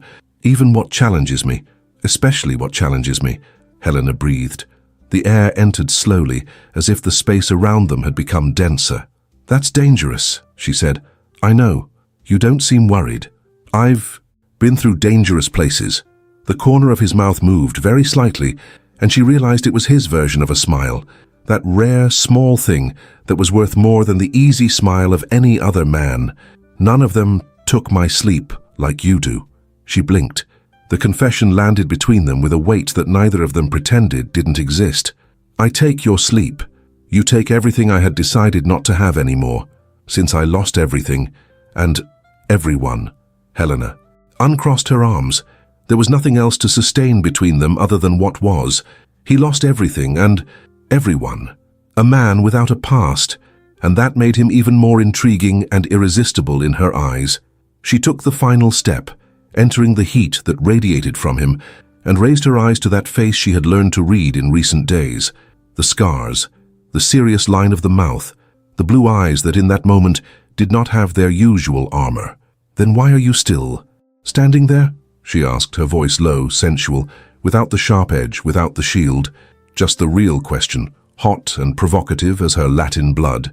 Kael raised his hand with that slowness that was his version of care, the tips of his fingers brushing the side of her face with an almost painful delicacy, his thumb moving slowly down her cheekbone, along the jawline, stopping at her chin with a softness that contrasted completely with everything he seemed to be on the outside. "Because when I move," he said very low, his mouth close enough that she felt the heat of the words before processing them, "there's no turning back, and I needed to be sure you were aware of that." Helena felt the touch radiate through her skin like embers covered in ash, that heat that doesn't burn immediately but doesn't go away. She looked at him for a long moment, at that man who had emerged from the shadows of an alley to push away danger and who had stayed without explanation or promise, becoming the most constant thing in her days. "I know," she said, and it was she who closed the final space. She rose slightly and touched her lips to his, softly at first, almost a question, the kind of gesture that offers without demanding. Kael stood absolutely still for a second that felt longer than it was, and she felt the restraint in him like something physical, a decision being made in real time. Then he responded with calculated intent, a slow and deliberate pressure, the hand on her face deepening the touch without grasping, the other finding the edge of the workbench as if it needed something solid, while everything else lost its solidity. The kiss had the quality of things that arrive after much waiting, not the rush of repressed desire, but the depth of something that knew exactly what it was. When their lips parted, it was by mere centimeters. Both of their breathing had changed, not panting, not dramatic, just honest, the kind that happens when the body stops pretending it is calm. Helena looked at him. There was something in his blue eyes she hadn't seen before on that face, different from the constant vigilance, distinct from the trained indifference. It was something prior to all that, something that existed before the soldier. "Sweet Pepper," he murmured, and the secret nickname slipped out without him appearing to have planned it, with the involuntary naturalness of things that have existed for too long in silence and finally find a voice. Helena didn't ask where it had come from. She felt by the way the word arrived that it had been said that way inside long before it was said aloud, and that, for some reason she couldn't fully name, reached her deeper than any formal declaration could have. "You're going to regret saying that," she said, and there was a real smile in the corner of her mouth, the kind that isn't armor. "I've already regretted real things," he replied, his thumb still, tracing her jawline with that slowness that seemed in no hurry at all. "This isn't one of them." They stayed like that, close, his hand on her face, eyes met without wavering, for a time that didn't ask to be counted. The music from the radio continued, the brass filling the silence with a complicity that neither had asked for, but both accepted. And then, as if the radio and the light and the warm air of the workshop had conspired to suspend the common sense of both, neither of them moved to pull away. Kael moved his hand from her face down to her shoulder, slowly, like someone learning a new path and not wanting to miss any detail. Helena felt the weight of that hand, so different from anything she had expected to find in that man of restrained gestures, and leaned slightly toward him, a movement smaller than a step, but larger than any word she could have said. He pulled her close with the disconcerting softness of one who possesses too much strength to need to use it, and she let the distance between them disappear without pretending she had fought against it. Her forehead met his chin. Kael's arms enveloped her with that firmness that did not imprison, that sheltered, which was a completely different thing, and which Helena only understood in that moment by never having felt the distinction so clearly. They stayed like that, quiet, while the radio continued, and the workshop around them remained in its silence of metal and wood and late afternoon. Two bodies that had learned, each in its own way, to occupy the smallest space possible in the world, and that now discovered, with that specific slowness of things that arrive when the guard finally drops, that there existed a space made exactly for the two of them. There was no urgency. There was no rush of desire that needs to prove itself. There was only the silent recognition of two wounded people who had found in the person of the other, not the remedy for the wounds, but the honest company of one who also carries them and who chose nonetheless to stay close. Helena looked up. He was looking at her with that complete attention, and she saw there, for an instant without defense on either side, the man who had existed before everything the war had done and undone. She saw what was left, and what was left was more than enough. Their lips met a second time, with the calmness of those no longer discovering, but confirming. A kiss that asked for. No more than it was, just the simple truth of two lonely people who had stopped being lonely without having planned it, without having asked, without having a defense prepared for the moment it happened. When they parted this time, there was something in both their breaths that sounded like an arrival. It was Helena who moved first, slowly, without abruptness, with the calmness of one who is not fleeing but ending the moment at the right point, before it turned into something else. Before the arriving night asked for more than that day had prepared, she picked up her bag from the floor, slung the strap over her shoulder with a naturalness that cost more than it appeared. "Good night, Kael." She walked out without looking back, but the smile she hadn't managed to hide during the entire walk back, that she didn't try to contain. Kael stood where he was for a time he couldn't measure. The radio continued. The slow brass filled the silence of the workshop with a beautiful indifference, as if the music didn't need an audience to exist. He stood with his back to the entrance, the palms of his hands resting on the workbench, looking at the metal and wood in front of him without really seeing either. The hand with which he had touched her face still held the temperature of that contact, or perhaps it was an impression, physical memory being more persistent than actual data. He couldn't distinguish, and found he didn't want to try.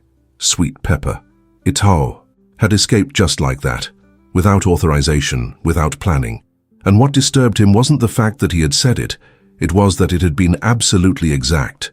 That was what she was, the combination that shouldn't work, and yet worked completely. Sweetness and heat in equal measure, the kind of thing you don't realize you were looking for until you find it. He had arrived in Willowridge with a simple plan, and it had worked for months. Invisible, distant, without ties that weighed, without faces that stayed. And then she had walked through the door of his workshop as if she had always belonged to that space, had immediately recognized an engine part from the 70s, had said that engines have souls with the seriousness of one who truly believes, and the plan had begun to unravel at a speed no training had prepared him to contain. Kael turned off the light on the workbench. He stayed in the dark for a moment, listening to the sounds outside, the distant dog, the wind in the leaves, the small town resuming its usual rhythm as if nothing had changed. But something had changed. He knew it with the same clarity with which he knew how to read terrain and calculate distances and anticipate movements. The clarity that asks for no confirmation because it is already a certainty. Helena Gonzalez had walked through the door of his workshop, had stood under that yellowish light with her bag on her shoulder and the half-smile that was armor and invitation all at once, had asked the only question that reached the place where no one else reached. "Do you truly want me? Or do you just want to protect me?" And had waited for the answer with that quiet courage that was the most disconcerting thing about her. And he had answered, with words first, with hands later, and finally with that slow kiss that had lasted the exact time of a decision being made and accepted. There was no turning back. He had told her that. He had said it, because it was true, and because she deserved to know before any step forward. And when she had smiled, that real smile, the one that wasn't a shield, he had understood that she already knew, that perhaps she had known for longer than he had. Kael left the workshop and closed the gate behind him. The night air was warm and smelled of heated earth, and for one last instant before the wind carried it away, something slightly citrusy that he didn't need to identify. He looked down the empty street in the direction she had vanished, and for the first time in many years, the silence of the night did not feel heavy. The heat in Willowridge that week had a different quality. It was not just temperature, it was pressure. The kind that settles at the base of the neck and does not go away, that makes the dogs stop barking and the children go back inside the house before sunset. Whoever had lived long enough in that small town recognized the sign. It was the same silence as before the last time something bad had happened, and the time before that. Kael recognized it too, only he did not wait for bad things to happen. He went to meet them before they had the chance to choose the moment. For days, he had been moving along the edges of the town with the same methodical invisibility he had learned in terrains where being seen meant being eliminated. There was nothing dramatic about it. No cape, no declaration. It was just work, the silent kind, the only kind he knew how to do perfectly. Through the back of Beau's bar where Rourke's men drank with the arrogance of those who believed themselves untouchable, through the unlit back streets where conversations happened in a low voice, but never low enough for someone who had spent years training their ears in conflict zones, through the alleys that Willowridge pretended it did not have, but that existed as they exist in every town that keeps more secrets than it can carry. He listened. Mapped. Connected. Helena's name appeared with a frequency that made something harden inside him every time it reached his ears.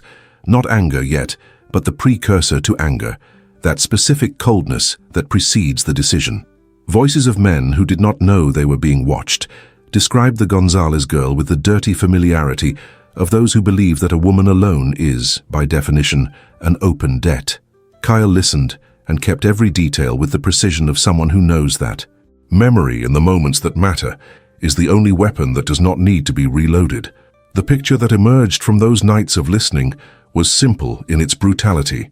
Helena's cousin had made promises with the family name as a guarantee. Money borrowed, a difficult medicine obtained through Rourke's crooked channels, favors exchanged with the currency of those who have no currency at all. When he died, the debts remained. And Elias Rourke, who had built his small empire precisely on the logic that debts do not expire with death, had decided that Helena was the most interesting way to receive what he understood to be his. Kael confirmed every suspicion on a Thursday dawn, leaning against the outer wall of an abandoned warehouse, 2 meters away from 2 men who were talking, without imagining that there was someone in the darkness beside them capable of processing every word. He returned to the workshop that night without turning on the light. He sat in the darkness for a while, hands quiet on his knees, thinking with that calculated coldness that had been his most reliable tool for more than a decade. There was no room for what he felt, or there was, but that space would have to wait. First the work, then perhaps the rest. She had no idea what was moving beneath the calm surface of the town, and Kael had decided, without fanfare and without consulting anyone, that she would not have to. The next morning, he went straight to the gang's unofficial meeting point, an old shed behind the abandoned station, where 3 of Rourke's men used to appear before noon with the punctuality of those who have nothing else occupying them. Kael arrived before them. He waited, leaning against the wall with his arms crossed and the expression of someone who has all the time in the world, which was precisely the expression of someone who does not need time because they already know how everything will end. The 3 arrived and stopped. The oldest one, with yellowed teeth and a smile that had worked as intimidation for too long, let out a laugh that was intended to be disdainful. Look at that. The lost little soldier decided to show up. Kael did not move. 2 meters between him and the 3 men, shoulders relaxed, hands loose by his side, the posture of someone who seems casual and that anyone who had seen him work would know how to immediately identify as the opposite of that. "I have a message," he said. "Just one, take it to your boss." They looked at each other, waited. Kael continued without blinking, his voice in the same low tone and absolutely devoid of theatricality. "If he touches her, if any of you cross the gate of her house with bad intentions, there will be no one left to tell the story." The silence that settled in was total, the kind that is not just an absence of sound, it is the presence of something that everyone in the room recognizes, but no one wants to. "Name." The middle one tried to keep the smile. "And you think you can take on all of us?" Kael tilted his head slightly, his blue eyes fixed on the man's with the precision of a sight that does not need to be announced, to be felt. "The difference between me and you," he said, "is that I do not need to shout to win." He turned and walked away. Slow, regular steps, the sound of boots on gravel moving away without haste. He did not look back. He did not need to. He knew, with the certainty of someone who had learned to read entire rooms in fractions of a second, that the 3 men would remain exactly where they were until he turned the corner. In the Gonzalez house, the afternoon of that same day had a rhythm that did not know about the danger circulating outside. The old lady was in the living room armchair, with crochet on her lap and eyes half open towards the window, where the afternoon sun came in at an angle and drew diamonds of light on the floor. Helena had brought chamomile tea in a cup with a cracked handle that the abuela refused to retire. A cup with a history is not thrown away, mijija, and had sat on the rug at the feet of the armchair as she had done hundreds of times since she was tall enough to reach her grandmother's knee. The old lady looked at her with that expression Helena had learned to recognize recently without being able to fully name it. It was not illness. It was not sadness. It was more of a serenity. That had arrived too early, as if the abuela had reached some conclusion that she had not yet communicated in words, and carried with the tranquility of someone who has nothing left to prove. "It is hot as the desert today," the old lady murmured, and her voice had a different quality than usual, softer as if it were being preserved. "Have you ever been to the desert, abuela?" "I have been to everything that matters, mi hija." A pause. The tired eyes met Helena's with a full attention that always happened when she had something important to say. "You feel it too, do you not?" "Feel what?" "The air. It is different, like before the rain, or when the coffee starts to boil without anyone having lit the fire." The old lady smiled at her own metaphor. "It is a sign of change." Helena tried to smile. Her throat tightened in a way she had not expected. "Abuela, you are talking in riddles again." "Well," and there was a spark of mischief in the old lady's eyes that was the same as always, the same as when Helena was 7 years old and caught by her grandmother playing cards. "And is there any better way to talk about life?" The silence that followed was the kind they both knew how to inhabit. Helena wrapped her hands around her grandmother's, small hands, worn by time and by countless hours dedicated to taking care of everything and everyone, but still warm, still firm in what mattered. "You have this way of protecting yourself," the grandmother said in a voice that was now low and direct, without the layer of lightness she used to soften difficult truths. "With grace, with strength, with this sharp tongue you inherited from your mother, full of thorns, like the wild rose in her garden. No one dared touch it, but it was the most beautiful flower when it bloomed. It only bloomed for those who were not in a hurry." Helena felt the tears arrive before any conscious decision to let them come. Slow, warm. "I know." "That inside," the old lady continued, her thumb tracing the back of her granddaughter's hand with a slowness that wanted to record every detail. "You only want to be held by someone who knows where your weak point is and still protects you, to have someone worth giving yourself to." "I have you," Helena whispered. The abuela smiled, with her mouth and with her eyes and with everything in her that still smiled without effort.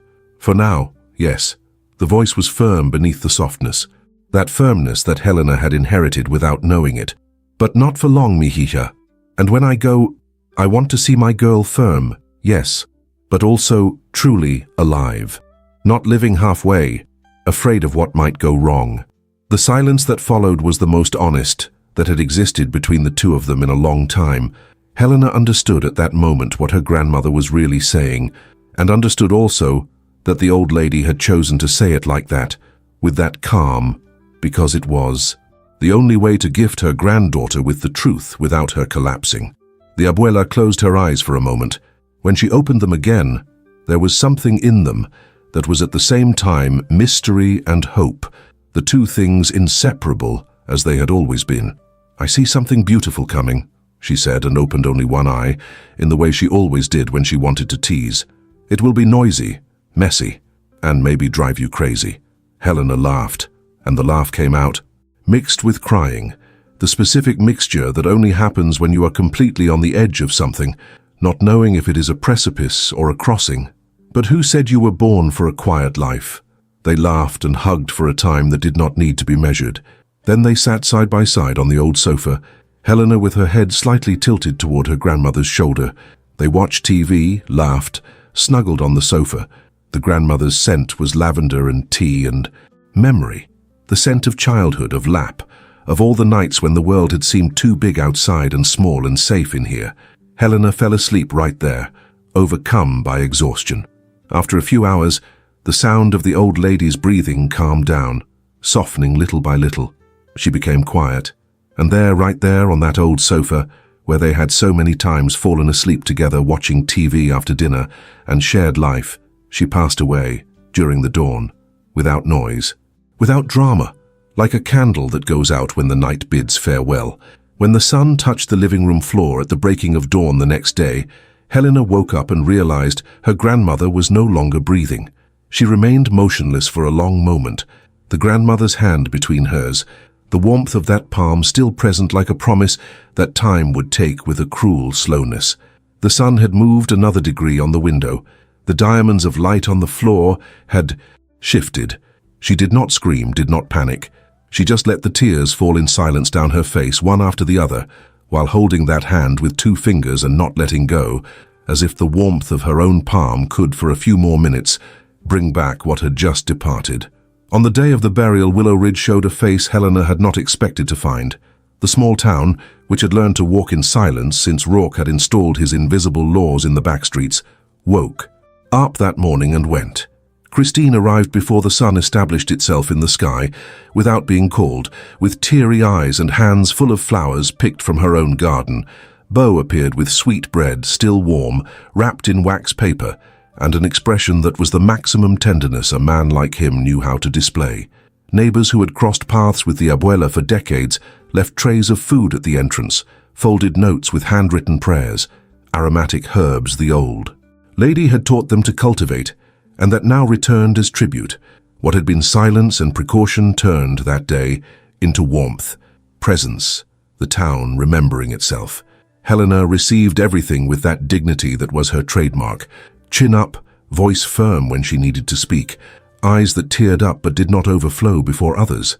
Inside, there was a void in the exact shape of the living room armchair, of the smell of lavender, of the voice that said, "Mihija," with an intonation that no one else in the world possessed.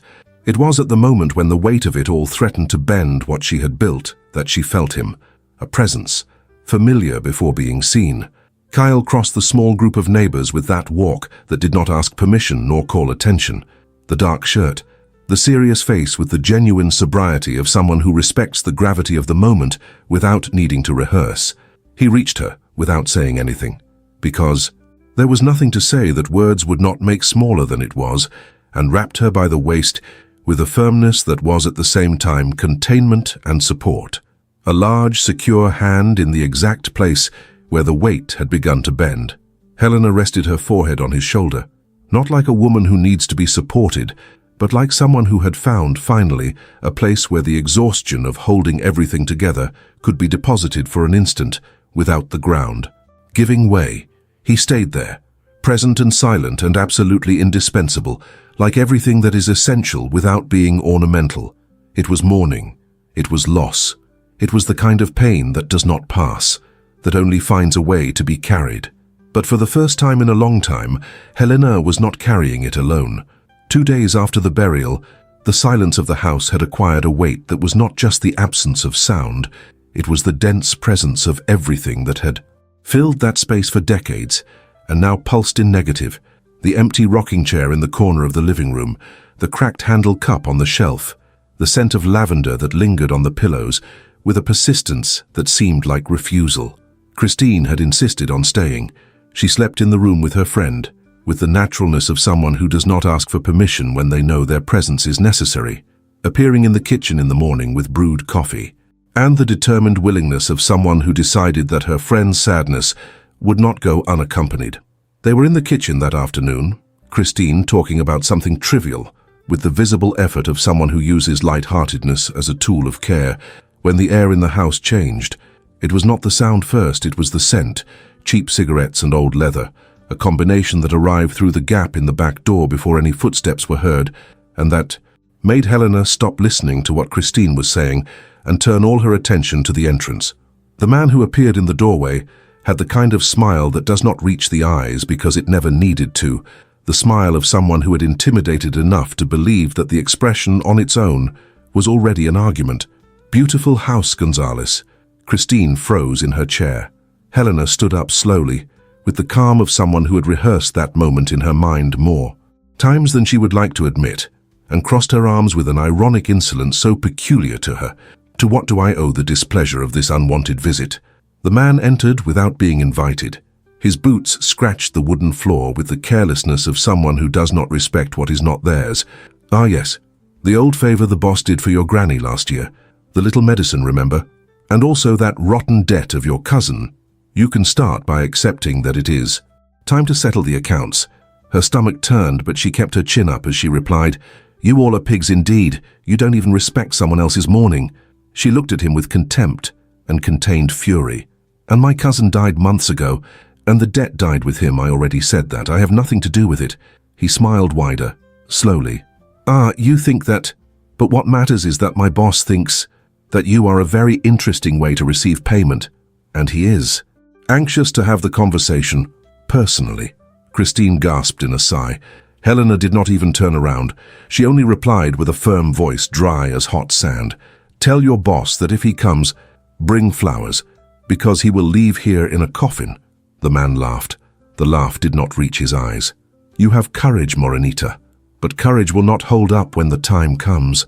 A deliberate pause, and it won't save the little soldier if he decides to get in the way. Our patience has a limit, and it has already run out. You have 3 days. He left as he had arrived, without haste, leaving the trail of the message in the air of the kitchen like smoke that does not dissipate. The back door closed with a low click. Christine came to Helena and held her arm. Helena let her hold it. They stayed like that for a moment, the two in the silence of the house that had belonged to the grandmother, which smelled of lavender and absence and everything that had passed. And that was yet to pass. He did not have the right to bring your cousin's name back like that, Christine murmured, indignation contained in her throat. What he did in life is already enough. Helena took a deep breath before replying. Her chin was still raised, but her eyes had lost their spark of confrontation. Matteo made bad choices, she said finally. The name came out low, like something that was not pronounced frequently. Choices I would not make, that Abuela would not make. But he did not wake up thinking about destroying anyone, Chris. He just got lost. Christine squeezed her arm harder and left you in the middle of it. No. Helena shook her head, firm. He did what he thought he needed to do. I am not to blame for his decisions, and I am not going to carry a debt that is not mine just because someone decided that a woman alone is available inheritance. There was resentment there, yes, but there was also something older, silent loyalty. I preferred that they let the dead rest, she continued, her voice lower now. What had to be settled with him remained with God, not with Rourke. The silence returned, heavier. Are you afraid? Christine asked, without judgment, just care.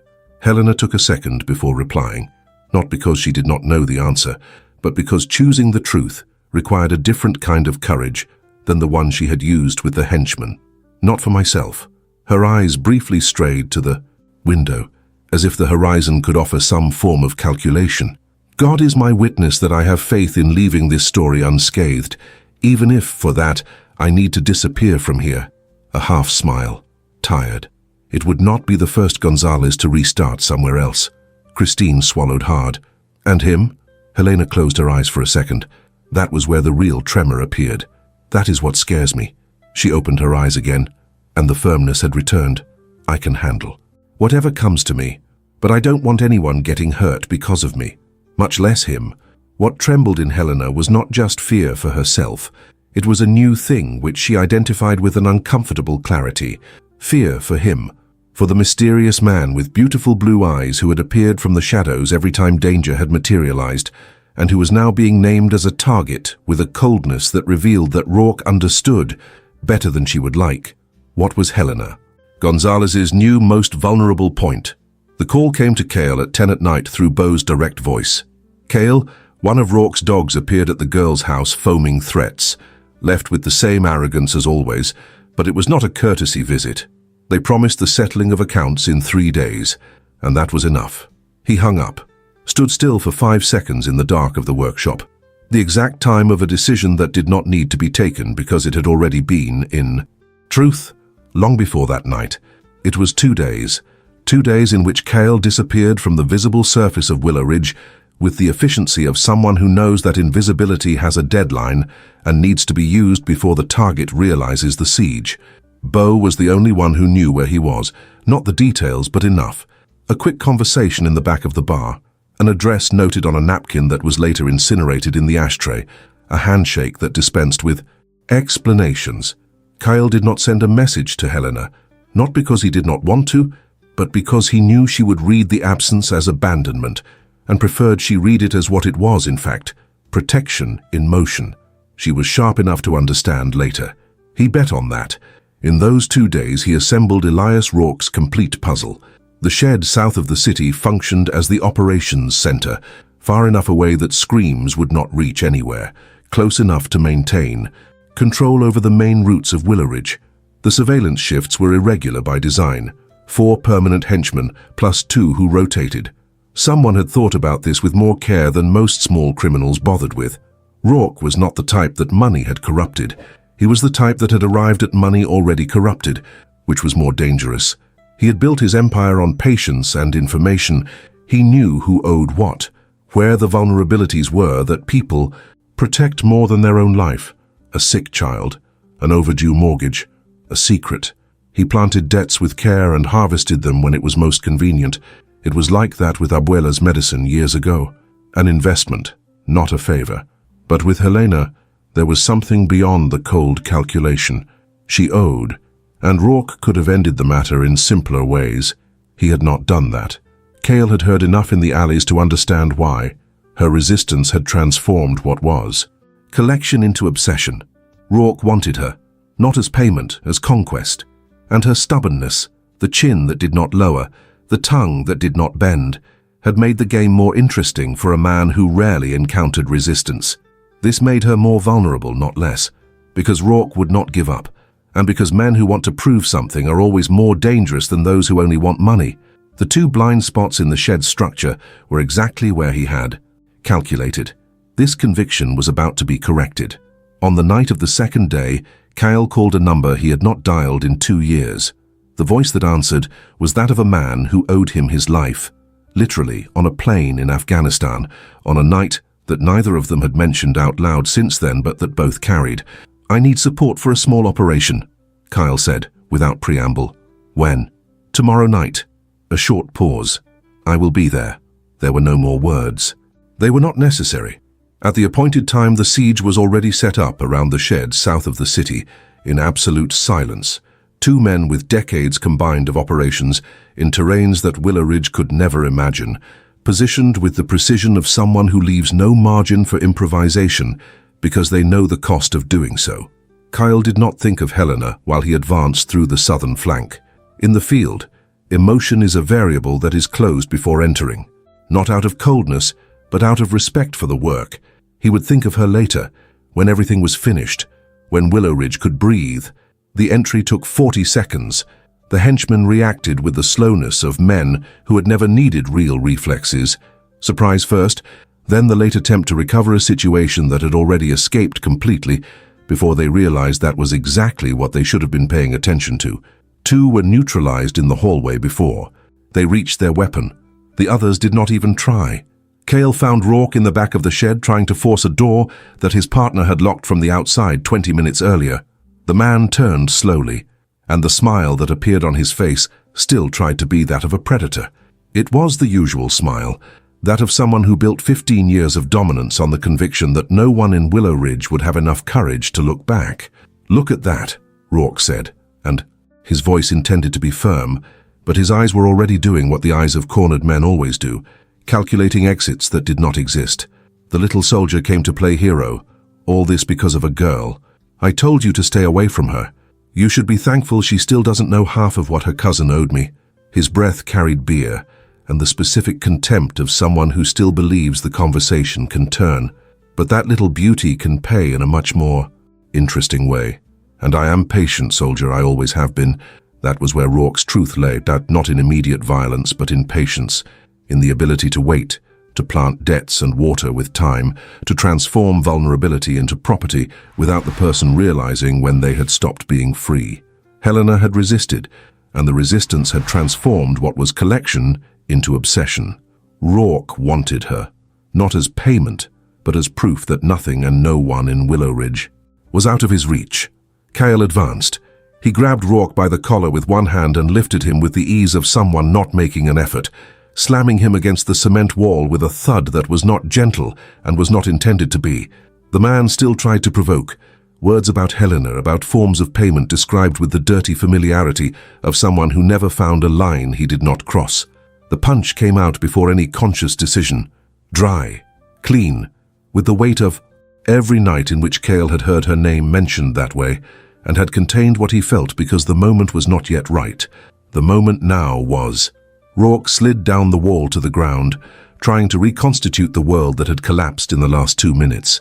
Kael knelt before him, without haste, without fanfare, blue eyes 2 palms from his, with a sharpness that was not anger. It was something colder and more definitive than anger. "If I wanted you not to wake up," Kael said, his voice in the same low tone as always, "you would not be waking up. But I want you to wake up. I want you to remember." A pause of 1 second, calibrated. "I want you to live just to remember what happens when a real man defends what is his." Rourke spat blood on the cement. He tried still to keep his eyes on Kael's with the remnant of arrogance that remained to him. "She is not yours." "Not yet," Kael said. And there was in the yet a weight that was not a threat. It was the most honest declaration he had made in a long time, spoken to the man least suited to hear it, in the only moment it needed to be spoken out loud. "But you will not be present when she is." He stood up. The team men arrived with the handcuffs, and with the documentation that days of invisible work had gathered, sufficient proof so that Sheriff Miller this time would have no way to look the other way without consequences that went further than Willowridge. The shed emptied with the silent efficiency of an operation that had been planned to leave no margin for chance. Kael stood still in the center of the empty space for a moment, listening to the silence that settled in like the first breath after a long time submerged. Outside, his partner waited for him leaning against the side of the vehicle, arms crossed, with that specific expression of someone who did what needed to be done and needs no more conversation on the subject. Kael walked to him and extended his hand. The grip was firm and brief, the language of men who had lived together long enough to know that the essential needs no ceremony. "Stay well, Kane," Kael said. The other nodded, threw the keys in the air, and caught them without looking. "Take care of that girl," he replied, with the direct dryness of someone who asks no questions because they have already read the entire situation. "And the next time you need me, don't take 2 years to call." Kael saw the taillights of the vehicle disappear around the curve and stood still for a moment under the sky that was beginning to brighten at the furthest edges of the horizon. Willowridge slept around with the unconsciousness of someone who does not know what had been done in its name during the night. The town would continue to be the town, small, cracked, carrying its secrets with the stubbornness of towns that survive more by habit than by virtue.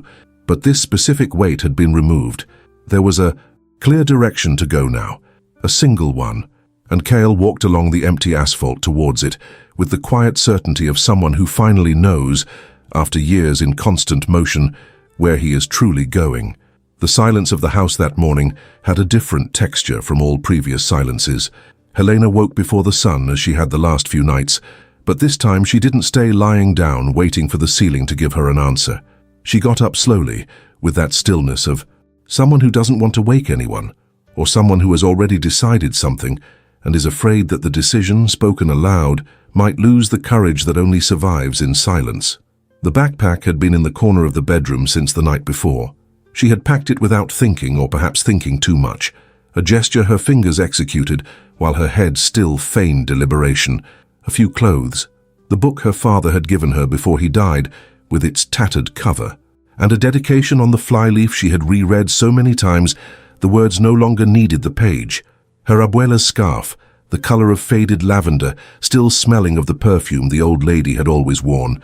That scent Helena had spent the last few days trying not to breathe in too deeply so as not to use it up.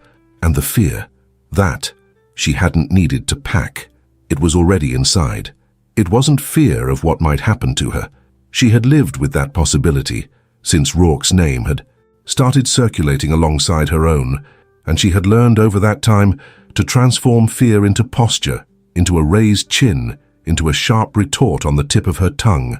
It was another kind of fear, newer, harder to name because it had a specific face, eyes of a specific color, and a presence that had become, without permission or warning, the most constant thing in her days. If Rourke knew who Kael was, and he did, the henchman had made that clear, then being near her was being in the center of a crosshair. And Kael had already bled enough for wars that weren't his. This war was hers. She would settle it alone, as she had settled everything before, as she had always done. Christine slept on the sofa with the steady breathing of someone who is genuinely exhausted, one hand open on the pillow as she had done since childhood. Helena stood in the doorway of the living room for a moment, looking at her friend with that specific mixture of gratitude and guilt that accompanies goodbyes that cannot be spoken. She picked up the backpack, slung the strap over her shoulder.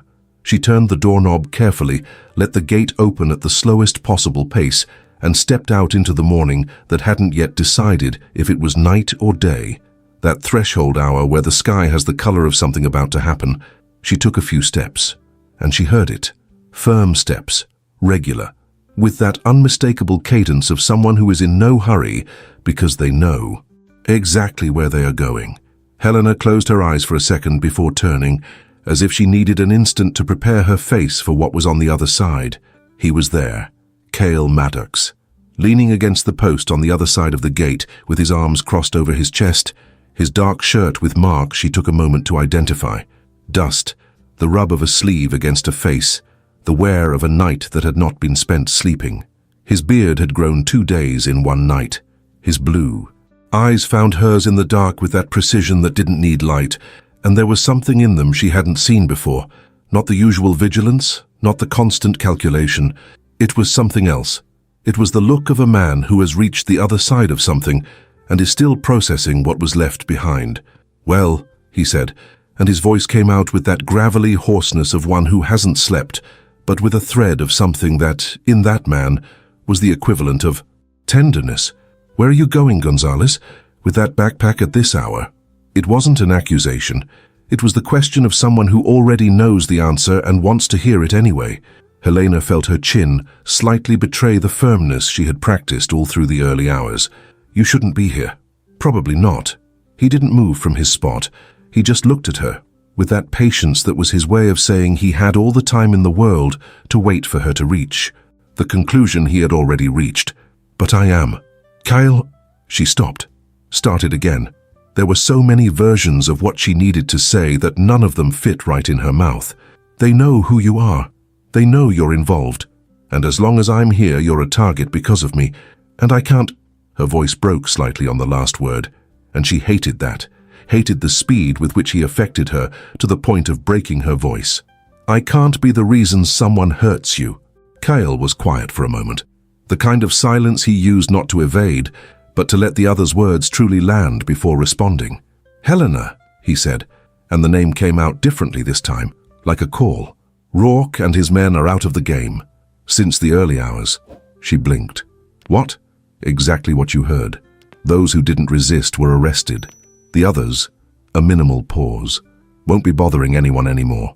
The evidence was handed over to those who could no longer ignore it." His blue eyes held hers without blinking. "You're safe. The house is safe. Willowridge can breathe again." The words reached Helena in layers, each landing with a different weight. The fear she had carried for weeks, that fear that had settled in before the fear for herself, the fear for him, began to loosen from some internal place where it had been locked away very tightly. Her shoulders dropped a degree without her deciding to let them. "You did this," she said. "It wasn't a question. I did what needed to be done." A pause, looking deeply into her eyes. "For you, and for myself too." Helena looked at him, at the shirt with the marks of the night, at the eyes that hadn't slept, at the hands she had learned to know, calloused, precise, capable of repairing engines and neutralizing threats with the same careful attention. The man in front of her had spent the entire night working so that she could have a safe morning, and he had appeared here, at the threshold of her gate, even before the sun decided to rise, without announcement and without demand, as if he sensed her imminent flight. She felt something yield inside. It wasn't weakness. It was the opposite. It was the release of a tension that had been held by pure strength for too long. "I was running away," she said, and there was an honesty in the confession that cost her. "From you, to protect you, because you are the first thing in a long time that I don't want to lose, and that terrifies me in a way no gang ever could." Kael uncrossed his arms. He took a step forward, only one, but the space between them immediately became something else. "I know," he said, "and you were really going to go, because it's who you are, someone who faces fears and protects others before protecting yourself, who holds up the whole world before asking to be held." He paused. "But this time, you won't need to run to protect me, Helena. I survived horrible things, things you can't imagine." His blue eyes were completely serious, completely present. "The only place where I felt I might not survive was when I thought you could be hurt." She opened her mouth, closed it. Tears arrived before words, slow, without drama, the kind that asks no permission. Kael reached out and pulled from his neck the thin chain she had noticed before without ever asking about. Along with the chain, the dog tags, and a simple ring of brushed steel, devoid of ornament, the kind of object. That isn't jewelry, but a record. He held it between his fingers for a moment, looking at it with an expression Helena couldn't fully decipher, but recognized as something rare on that face. Deliberate vulnerability. The conscious choice to be seen. "My soldier number," he said. "The same one engraved when I swore loyalty to something larger than myself." He raised his eyes to hers. "I don't make easy promises, Helena. I never have. But this," he held the chain, "is the only object that has carried the full weight of who I was, and I want it to stay with you."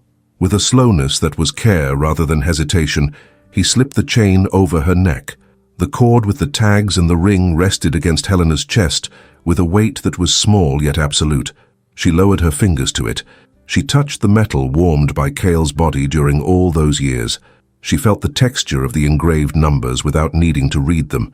"Kael," she said, and her voice was broken in a way she didn't try to hide. "I'm a mess, a package of losses and delayed dreams. You know that. I'm a walking disaster with a sharp tongue and a history of pushing people away before they push me away first." "I know," he said. "And you still want this? I don't know how to live this right." He reached up and touched his thumb to the line of her jaw, that touch that had happened for the first time in the workshop and that she had carried on her skin ever since like an invisible mark. "Then try," he said, his voice low and absolutely firm. "With me, without needing to have everything resolved first. Without needing to be perfect first." A 1-second pause. "We just need to have the will."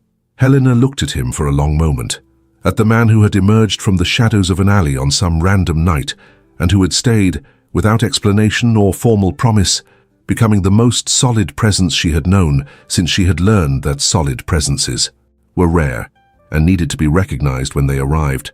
"You don't know what you're getting into," she said, and there was in her tone the beginning of something that was both a smile and a cry at the same time. "My sweet pepper," he said, with that deep voice that made the nickname a declaration.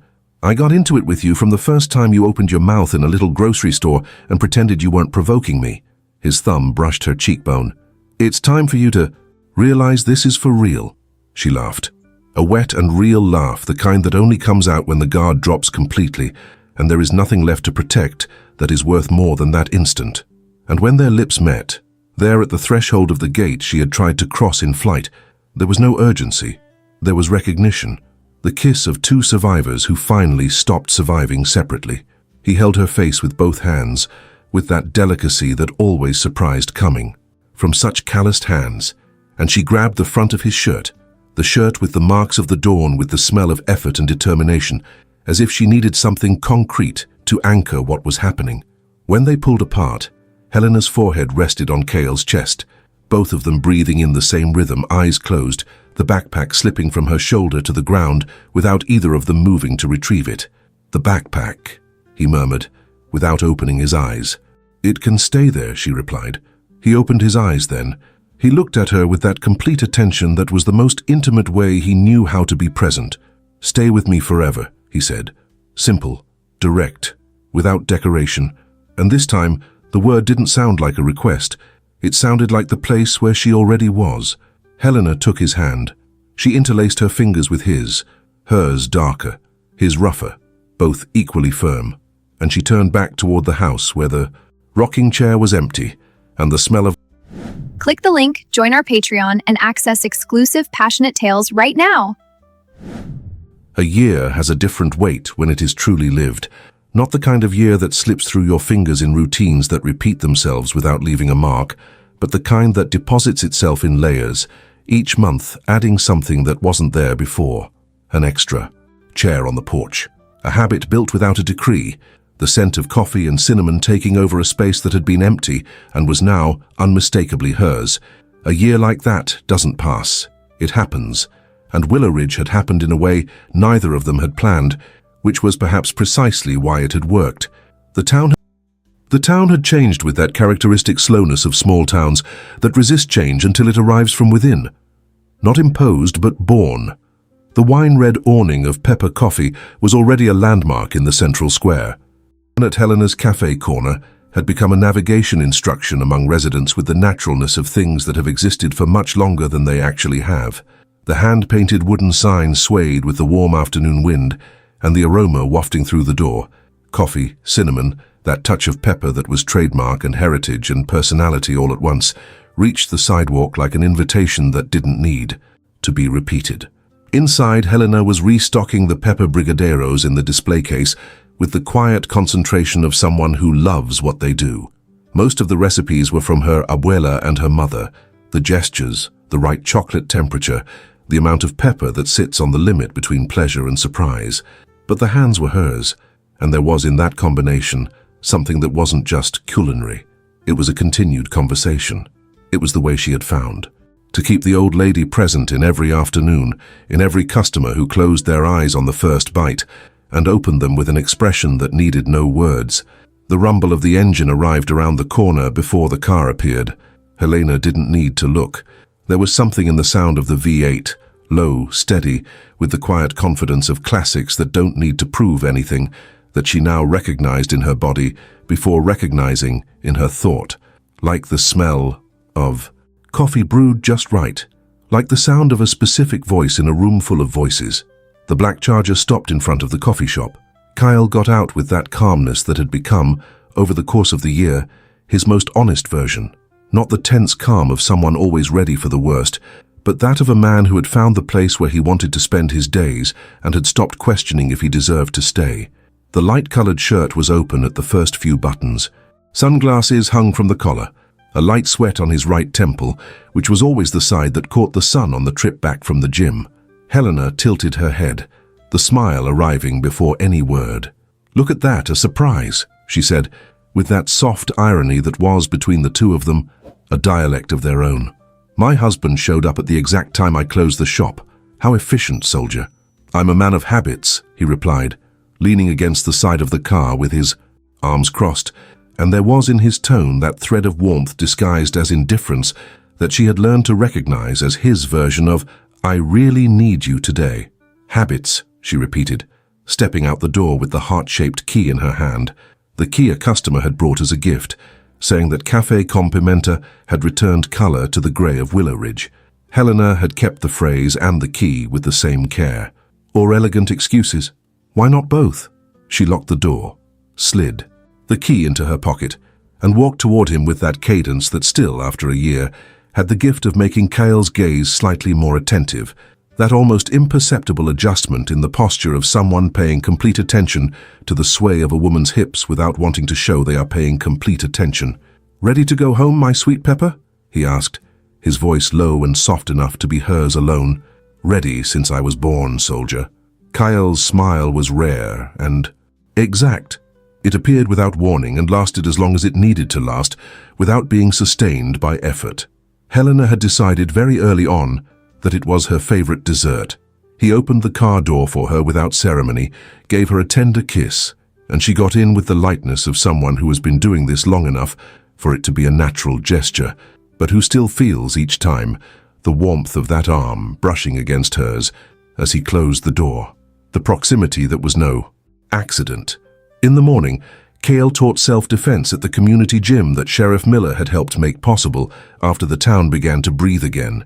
Veterans came, some out of solidarity, others carrying the kind of weight that cannot be put into words, but that the body recognizes when it finds someone who has been through the same thing.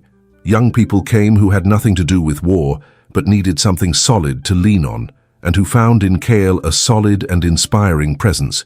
That demanded no explanation, only presence in return.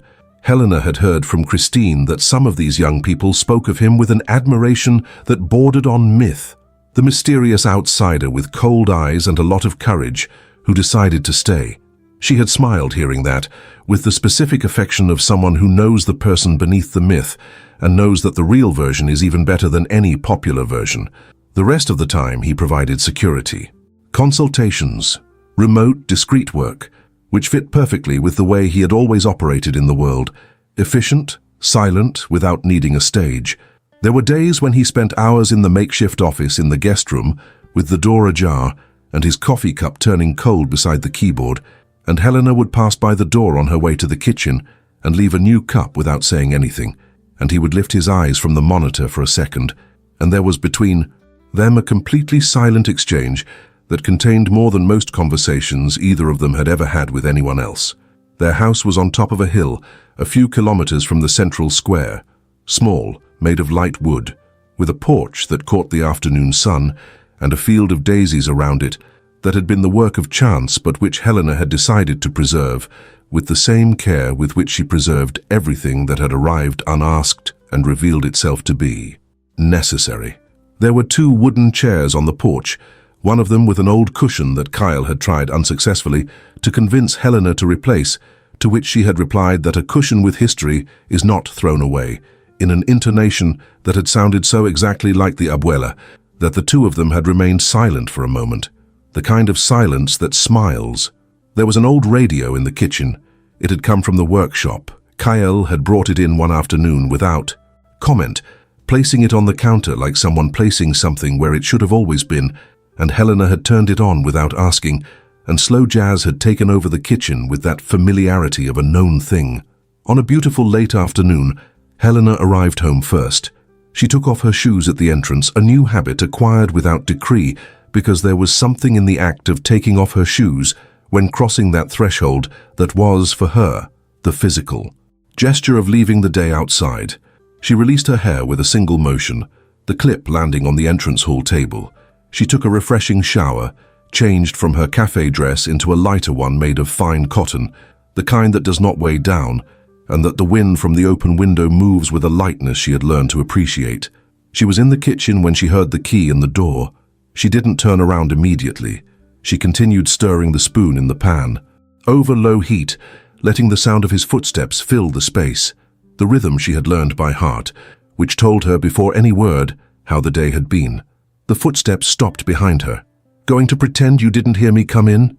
he said, his voice with that end-of-day growl that was different from the morning growl. Looser, closer. "I'm giving you a chance to arrive with more creativity," she replied, without turning around, a smile curving the corner of her mouth. A second of silence. Then the footsteps resumed slowly, and she felt his warmth before the touch, that physical presence she had learned to anticipate with a precision that still surprised her.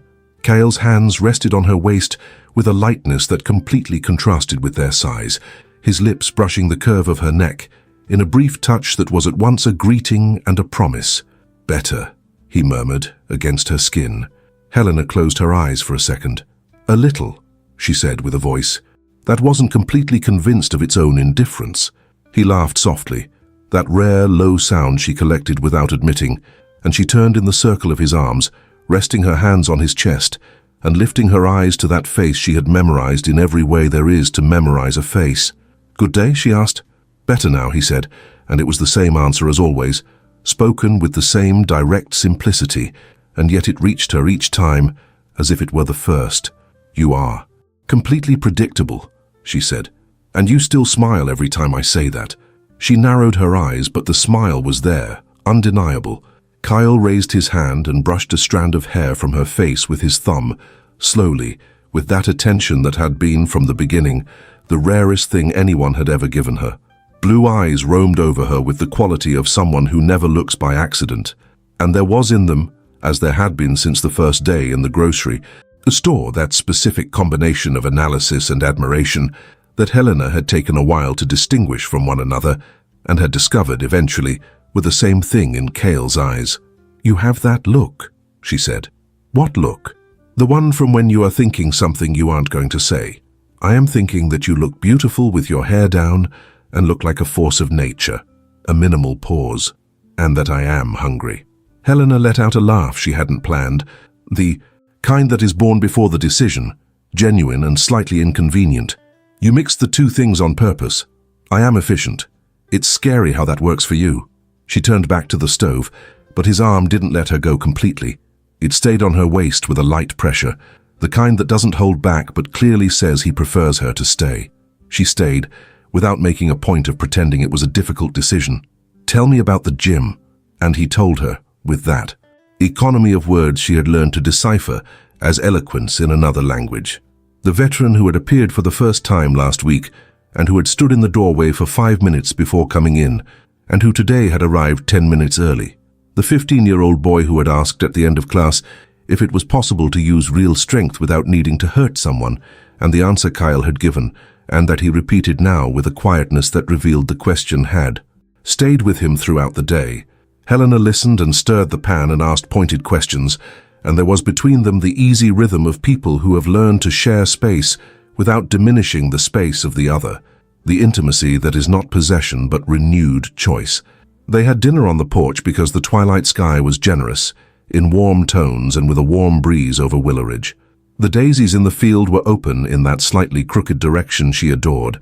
The radio came through the kitchen window, mixed with the sound of crickets that were starting too early, and therefore sounded always like enthusiasm.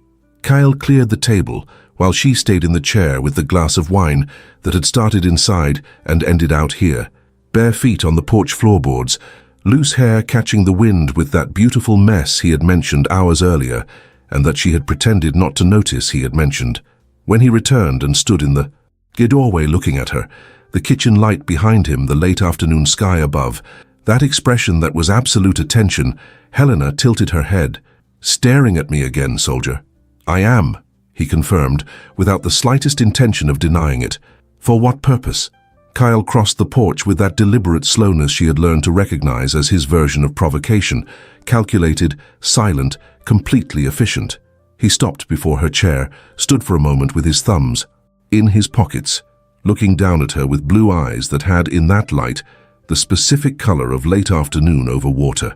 "You know what the purpose is," he said. Helena set the glass down slowly on the floor, without shifting her eyes from his. She stood up with a slowness that mirrored his, the game of someone who knows the other well enough to know exactly where each second of delay lands, and stood before him at a distance that was no distance at all. "You are terrible at hiding." "It," she said. "Never pretended to be good at it, love." His hands found her waist with that familiarity that hadn't lost its warmth. "I just want you." She lifted her eyes to his face, to the scars she had learned by heart, to the serious line of the mouth she had seen yield enough times to know what was beneath it, to the blue eyes that found her, with an attention she had stopped trying to deserve and simply started receiving. "You know," she said, her hands rising up the front of his shirt with a slowness that was itself a response, "that I still haven't gotten used to this." "To what?" "To the way you look at me." A pause. "As if I am the most interesting thing you have ever found." Kael tilted his head slightly. "It is because you are. Never doubt it." The answer was simple and absolute, the way only truths that do not need to be constructed can be. Helena felt her warmth arrive before processing the words, that specific warmth she had learned to recognize, as the opposite of fear, as the sensation of being exactly where she should be. She rose on her tiptoes and touched her lips to his, with that clear intention of someone who isn't asking permission because she already knows the answer is yes. Kael responded with his hands deepening the touch on her waist, the kiss slow and completely present, the kind that exists only between people who no longer need to prove anything, and who find themselves like this because they want to, because they choose each time to choose. When they pulled apart, it was just enough to breathe. "Sweet pepper," he said, and the nickname had, in his low voice, the texture of things that were said so many times in the right place that they became part of the place. "You are going to love me to death on this porch. I want you inside." Helena laughed with her lips against his. "Convince me." He tilted his face, his lips brushing the curve of her neck with that calculated slowness she knew by heart, and that still, after a whole year, reached her skin like the first time. Helena closed her eyes, her fingers finding the front of his shirt, with the quiet familiarity of someone who no longer needs to look, who already knows exactly where what they are looking for is. "Inside I can be very attentive and indecorous as you like," he murmured with an insolent smile, making her shudder. She opened her eyes and looked at him with that corner-of-the-mouth smile that had been, from the beginning, the most dangerous thing she possessed. "Then perhaps we should go inside." Kael didn't respond with words. He simply looked at her for a second with those blue eyes that always said more than the mouth, and then he picked her up in his arms with a gentle firmness, leaving no doubt about the direction, and carried her through the porch door into the house. The radio was still playing in the kitchen, the slow jazz filling the rooms with that complicity of a soundtrack. That wasn't requested but arrived right. The living room lights were turned off one by one as they crossed the hallway, and what remained was only the warm light of the bedroom lamp. That light that makes everything closer, more real, more the right size for two people who had learned over the course of a year that the space between them was the only space worth inhabiting. Kael stopped before her in the bedroom and brushed the hair from her face with his thumb, that gesture that had been a touch of recognition the first time and was now the most intimate language between the two of them. Blue eyes roamed over her with that attention that had never learned to be casual, that always arrived whole, that made being seen by him still, after all this time, the most disconcerting and desired sensation she knew. "You know," he said, his voice low with that specific quality of late night, "that after a year, I still get speechless when you look at me like that." Helena tilted her head. "Like what?" "Like you know exactly what you are doing to me." "It's because I do," she replied, and there was in her tone that mixture of audacity and tenderness that was exclusively hers, that had disturbed his sleep since the first day in the little grocery store, and that showed not the slightest sign of losing that capacity. He pulled her closer with the naturalness of things that became habit without losing their warmth, and what followed was the kind of conversation that needs no words, the conversation of bodies that already know each other, and that find, in that knowledge, not the end of discovery, but its most honest form. Later, when the room had settled into the private silence of the nights that come after everything that matters, Helena was facing the ceiling with her head resting on Kael's chest, listening to the slow rhythm of his breathing with that attention she reserved for the things she didn't want to lose. His hand distractedly traced the path on her arm of someone who doesn't need to arrive anywhere. "Kael," she said, more to the darkness than to him. Your arms, that welcomed me. The arms where I chose to stay." She paused, searching for the right words with that honesty she had learned not to hold back. "Are the place most similar to home I have ever found." His chest expanded slightly beneath her face, the deeper breath of someone who had received something they did not expect, or who had expected it for too long. "The arms where you chose to stay," he said, his voice low and absolutely firm, "are the world I chose to defend, love." Helena closed her eyes. "I love you, Kael. I love you more." Willowridge slept outside with the tranquility of towns that learn to breathe without tightening the chest. The field of crooked daisies swayed with the dawn wind. The radio had shut itself off at some point, and the silence left in its place was the kind that does not weigh, the kind that warms, out of respect for what burns and remains. Thus both fell asleep intertwined and complete, as they did for long years of love and complicity that came in the future they built together. The mysterious outsider who became the safe shelter of his sweet pepper. If Kael and Helena reached your heart, tell us in the comments, what was the moment you lost yourself in this story along with them? And if you want to support us to continue creating stories like this, you can contribute to our Ko-fi. Each little coffee helps us keep My Passion Diaries alive and full of new passions. Want more? On our Patreon, you will find exclusive stories that only exist in our lounge, characters, intense stories, and universes that don't arrive anywhere else. The door is open, don't stay on the outside. The links are in the pinned comment. Access right now, and don't miss anything in our world of romances. Until the next story, thank you for watching.